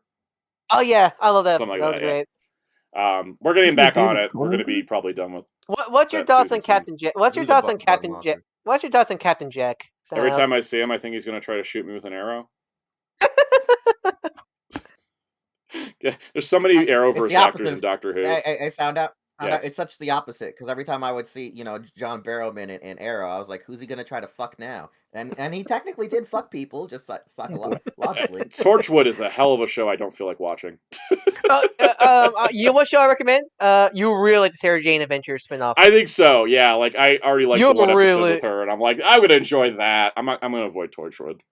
That's a great show for you and your. That's a great show for you and your mom to watch. Because of a random ass trailer on Stars, because before Doctor Who came to America, Stars got a hold of Torchwood somehow. I'm not sure you'll like Torchwood. I was like, James Marsters, this is awesome. I've looked into Torchwood. I was reading stuff about it, and I was like, nah, I'm good. I don't even like Torchwood as a premise in the in the Who universe even. Mm-hmm. I'm like, I prefer Unit. I think Unit's cool. Can we give Unit a show? Let's see. All right. Jeremy Carr says, what franchise do you guys love that has little to no merch that you'd like to get some lines? Tron? How are we still this far without like a good Tron toy line? Please. Wait, what did he say? What was the question? The question was, what is a franchise you love that has little to no merch that you would like to get line? Technically Fraggle Rock until they were announcing those action figures. Yeah. I was good. Indiana Jones was mine for a while, but like it's become Gargoyles was one because they had toys in the 90s, but I never saw them because they were like. And then NECA served that, right? And now we got NECA. Yep. Thundercats, and we had Bandai and Super 7 now we got Super 7, doing Thundercats. For me, currently, in terms of like one I'm thinking of like right now, we really need some new Garo figures badly. I don't care if they're like. We need something that's cheaper. We can't be doing like... yeah. I got one that I can agree with. We need Makai Kato back, line. But like in a more simplified thing. Voltron, right? You just said Voltron? Voltron needs an actual good line, because every time we get a line, it's only like one wave of toys or maybe two waves. Or they get canceled. Nothing after that. Yep. Give me a 15-pack of the pilots for Die Rugger. Let's see. Cameron asks, thoughts on Madam Web. My thought, and this is my one thought on it. They had that promo of Dakota Johnson staring into the camera going, I know you're going to see Madam Web, and you're going to love it so much you'll see it twice, like in the most sultry like voice she could. If they got the entire cast to do videos like that, that movie's actually going to make a ton of money. Because you got to appeal to everybody, and then just like get them. Because like the internet went nuts when she made that video, and it's like if you get the rest of the cast to do it, people are just going to simp their way into that seat. I don't know. That kind of chair bugs the wrong way, because that kind of screams they want to try to like get the Morbius attention, like I don't know. But the thing is, I legitimately think that like unlike Morbius, that movie could make money if they just if they get people to simp their way into the theater seats. Well, like I don't like say Craven. I don't think the movie's gonna do it. The movie looks awful. Yeah, unlike Craven, I don't think Madam Web looks like horrendous, but like nothing's grabbing me. Like nothing. The problem, I think, they killed their movie by that... saying that that originally they were going to have it be the Andrew Garfield Spider-Man universe. Then they changed it to the Tom Holland universe. Now there's no Spider-Man in that universe, and it takes place in 2003. That's my problem. It takes place in 2003, but yet somebody's playing a PSP on a train. That's my problem with these non-Spider-Man. Something like I know they want. This don't even have an actor Spider. Just get a Spider-Man suit guy. Yep. Like doesn't even speak. You can just have a Spider-Man swing around. Like he doesn't even speak. Yeah, it's just the acknowledgement that there is no Spider-Man. Like on my notes for the MCU's like multiverse, I have this little thing called World Without a Spider-Man, and then another world also missing Spider-Man. Because it's not in the same universe as Venom and Morbius either. Yeah, that's my theory. I like to think during when the Spider-Verse films, when they were getting Miles' Spider from Miles' Powers universe, they also stole those spiders from those universes. That's why the Venom universe and the Madam Web universe don't have them. Yeah, because they took them also. The thing is, I think like Madam Web's only benefit business-wise is there's no other movies around it. But people are more likely just not to go to the movies than to go see Madam Web, I think. Also, man, I didn't realize when I first saw the film, but like I forgot that I rewatched Thor: Love and Thunder with friends recently. I totally forgot the God Slayer sword is Null's sword. And it's so clear, obvious that I surprised I didn't realize that that's symbiote. Those are literally the symbiotes in the film, but not symbiotes. I didn't realize that when I first saw the film. Yeah, it's so weird, right? Yep. Let's see. I think our last question will be from Axel Ranger. Sorry, Mr. Dookie had the comment. My mother had a similar thought while she was studying spiders in the Amazon right before she died. God, at least Madam Web looks like it was made in 2003. Committing to the period piece. Anyways, Axel Ranger says, what Sentai teams would you want as a Super Shodo? Everyone pick one. I already picked Jacka. For me, go on here. And all I want is pretty much a smaller scale, more posable version of the old Bandai America RPN figures, because those figures were surprisingly like accessory packed. Mm-hmm. They were packed with accessories. Those figures, my god. And they were like properly proportioned for the most part. Jerry, pick a Sentai team that gets Shodo Super, or maybe not. Maybe no, I was muted the entire. I was wondering where y'all were. Oh man, I hate when that happens. God. We need to keep an eye on Jerry's like Skype window, and if he's muted, we just unmute him. Welcome to the Discotek media live stream. Hi, let me introduce my goodness! Oh my I was like, man, I'm just getting mad. Wait, a important question from Outcast Board. Thoughts on the Three Stooges? They were great in the things that they were in. I love them. They're icons of comedy. I grew up with them, but Jerry, what Sentai team would you like to see as Shodo Super? This is gonna be random and weird, but Digimon. Oh, that's a good one. That's really cool. I like that. Digimon doesn't get enough love. I love their songs. Get stuck in my head. Digimon, and then Toei gets us. So, Don Toei. Toei strikes again. All right, Wheels. Pick one Sentai team to get Shodo Super. Digimon already has Shodo Super? I'm having. Oh, really? I didn't know that. Yeah, well then, what about Bioman? Then do they? Yeah, Bioman did. Yeah, I forgot Digimon got their set already. What about Goggle Fee? Goggle 5 doesn't. That one definitely doesn't. There you go. There's my pick. Goggle. What about you, Wheels?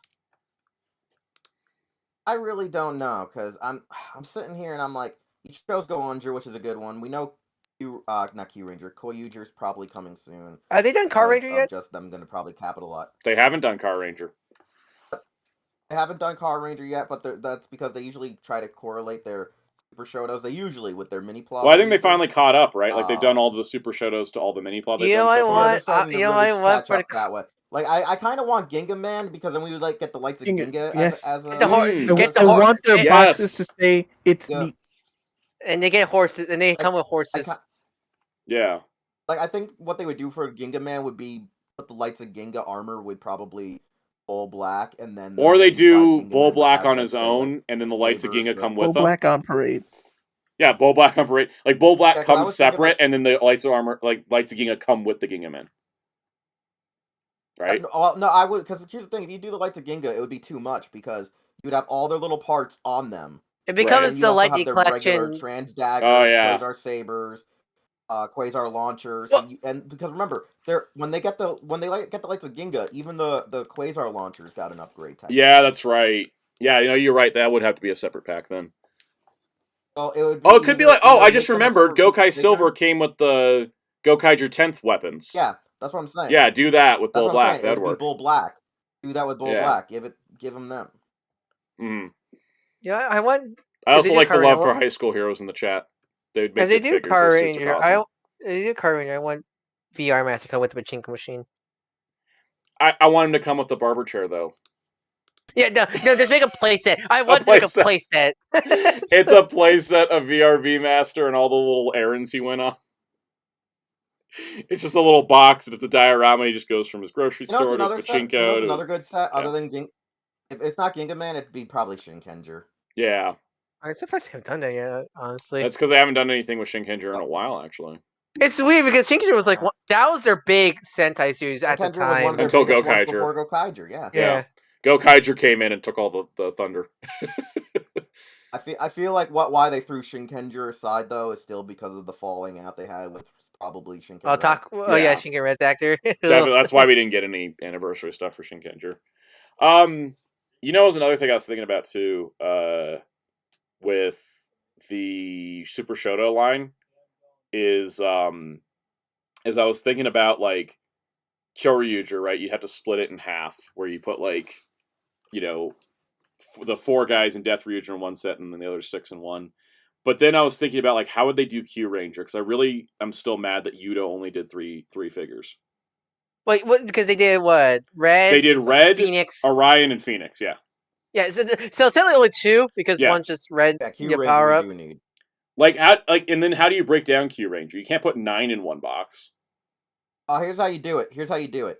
What's like? What? There's you do 12. The base 5 for the. Okay, what you do is for the original set, you do the base 5 Q Rangers that made Kirino. The original. Oh yeah. Like red, blue, black, yellow, green.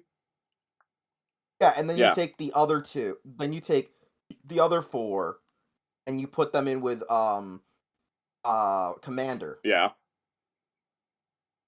And then you do a special set with Koguma Sky Blue Small, Koguma Sky Blue Big, Ho-Ho Soldier, and then Orion. Orion. No, no, instead of Koguma Blue Big, couldn't you do who became evil with the silver? Oh, Habetsky Metal, yeah. Well, no, they could always have Sky Metal as an effect part set in there in Well, because you need to have 2 versions for the good and the evil. Right, so you have to have 2 chest plates. Yeah. Then also we got like the Taiyo Kyutama forms, right? Mm-hmm. Which apply to multiples, but those could be head swaps. Oh, then there's also the Pegasus chest, and then Stinger's got to have his like crazy drill arm thing. We're gonna just say Q Range is a problem. Cancel it. It's a problem. Cancel it, or it's got to be like 5 or 6 sets, right? change the Cosmic Fury. Yeah, Cosmic Fury would be easier to do. Cosmic Fury would be easier to do for sure. And out of space.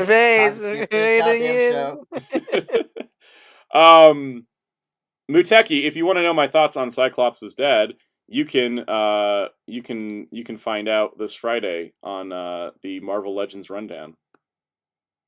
I think that's a good way to end the show. That's a good way to end the show. There'll be a video Wednesday, expected to be kind of like a little short ramble video, because I'm working on the Marvel video hardcore right now. We're going to get all of it done. It's going to be a lot, but it's going to happen. It's going to be out Friday. All right. Channel members, hopefully you get to see it early. No promises, because I have no idea when it'll be done. It's going to get to a point like I'm just going to start working and I won't sleep until it's done. And then I'll, you wake up and it's like next time we see you next week's stream, you just have massive bags under your eyes. I will probably be wearing sunglasses if that's the case. That's why I imagine it's down all the time, actually. Honestly, yeah, that happened to me. God, I think it was last year's Marvel Rundown. I didn't sleep for 22 hours It reminds me of that Just to one get it guy. done. It reminds me of the animation episode of Ren and Snippy where Snippy's like, "Your cartoon's Yeah. done, sir." There was one of the rundowns where Soundout was talking to me while he was editing it, and it was one of those times where it was a low discussion night. But Yep. Soundout's like, "Hey, Wheels, is this aligned?" Like Soundout's like, "Is this Yeah. lined up?" I'm like, "What are you talking about?" And I'm like, "It's in the middle." No, it's not lined up. And like Soundout's like being OCD over something. Yep. And he's like, "Hey, is this right?" And I'm like, "Yes." And I'm just sitting there watching him make it. Like it wasn't even like we weren't even talking about really stuff. It was just him going, "Hey, is this all right?" And I'm like, Yeah, "Fine." He's I like, was just "I'm having tired." you sign off on every one of my edits. Yeah, exactly. I'm You trying should- not to what- do that anymore. I don't You know wanna what you it should anymore. do? You should Yeah. do. You should do editing, like members only editing stream. I would if it wouldn't crash my computer. That's the problem. Yeah, true. Psycho's Yeah, reminded that's the me. Remember problem. that one time I did a stream? Yeah. Remember when Soundout did a stream with us so you could do rundown stuff? Yeah, I was editing the rundown like image title cards for Marvel Legends while streaming, and it crashed my computer. And that was just Photoshop, not even Premiere. Yeah, it's OBS and Adobe do not mix whatsoever. Like, it's a nightmare. So, but yeah, the Marvel Rundown's coming Friday. It's happening. It's gonna get done. I'm hoping I've mapped it out properly that like I don't have to work overnight on it, but it will get done by Friday. And then Wednesday's video will be a little something. And there'll be 2 shorts this week that'll be excerpts from the rundown, and you should check those out because it'll give you a little preview of what I'm working on. And that's it for the stream. You guys want to plug? Go for Follow it. me at Dark Horse 643 on YouTube and Twitter. I do art commissions like the one you see in this very channel, like the thumbnail you just saw for the upcoming rundown. You want any of that? Feel free to DM me on their Twitter or on Soundout Discord. Yep. Psychos, message me. I'll tell you what my status is on how editing's going. Jerry, what are we doing tomorrow? Hey, did you know that me and Soundout stream Tuesdays? And that that's on twitch.tv/fightercounts, which Soundout will put the link for, I'm sure. If I didn't accidentally 4 p.m. paste the video Eastern. title into the search bar instead. Oh yeah. Yeah, me and Soundout stream Tuesdays, and sometimes I think this Friday is a fighting game break. If I'm alive on Friday, yeah. But the thing is I don't have Tekken. Yeah, which I don't. comes out that Friday. Hey, I don't either. People donate a copy of Tekken to Kaos. Hey, yeah. Yes. Donate to Kaos, and it'll be a good investment because then I'll make the money. Yep. Make the money back from all the Tekken streamers. Well, if you donate a copy of Tekken 8 to Kaos, we'll give you a shout out in every Tekken 8 stream. Yeah, literally. I'd have to. Yep. It'd be in the notes to be like, we got to shout this person out every single time. So. Give Kaos Tekken 8 is you get a shout out every Tekken 8 stream. They accidentally mail you Tekken 4. Oh no. If only I had a PS2 to still play it. Yeah. It's 4 plus 4. Yep. You got 8. It's a $70 game. Yes, Muteki. That's why neither me nor Kaos has it. Yeah, exactly. Yeah, that's why you need. The only one that I know that does is Bad Gamer RR now and Omega Mario. I technically could have afforded Tekken 8, except I spent money to go to a convention and get Indiana. I got Indiana Jones's autograph, guys. If it wasn't for a certain bill, I'd have it. I'd already have it pre-ordered. But I would have too. But I went to a convention to get Sean Patrick Flannery's autograph on my Indiana Jones DVD. So that was more worth it to me than Tekken, if I'm being honest. I was like, this is my one shot to meet Indiana Jones. That was it. So that makes total sense. But yeah, that's me.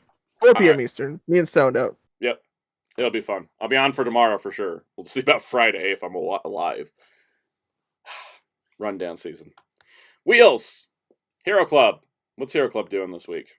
Alright, follow me on YouTube and Twitter at Wheelchair21. Check out Hero Club at hero-club.com. Follow us across social media using Hero Club for Life. That's Facebook, Twitter, Instagram, YouTube, LinkedIn, Twitch.tv, and Patreon. We have a Patreon because, donating there actually helps us. Actually, yes. Donating there helps us because all of us pays the site and makes sure we don't have to put too much money into the site. Yep. And then whatever extra we have, we can put to people spending for upgrades. Like if Kaos needs a new computer, Ryan needs new hard drives, it'll need a life. Yeah. That last one's harder helping to out the apply Patreon. for people, but yeah. Go check it out. So there's that. Yep. You guys, there'll be videos. Oh yeah, check us out Wednesdays and Fridays. Yep. On Twitch. I left the link in the 9 chat. p.m. Eastern. 9 p.m. Eastern on Hero Club, 4 p.m. Eastern on Fighter Chaos, and I'll be back 5 p.m. Eastern here next Monday. So I hope to see you all here in a week.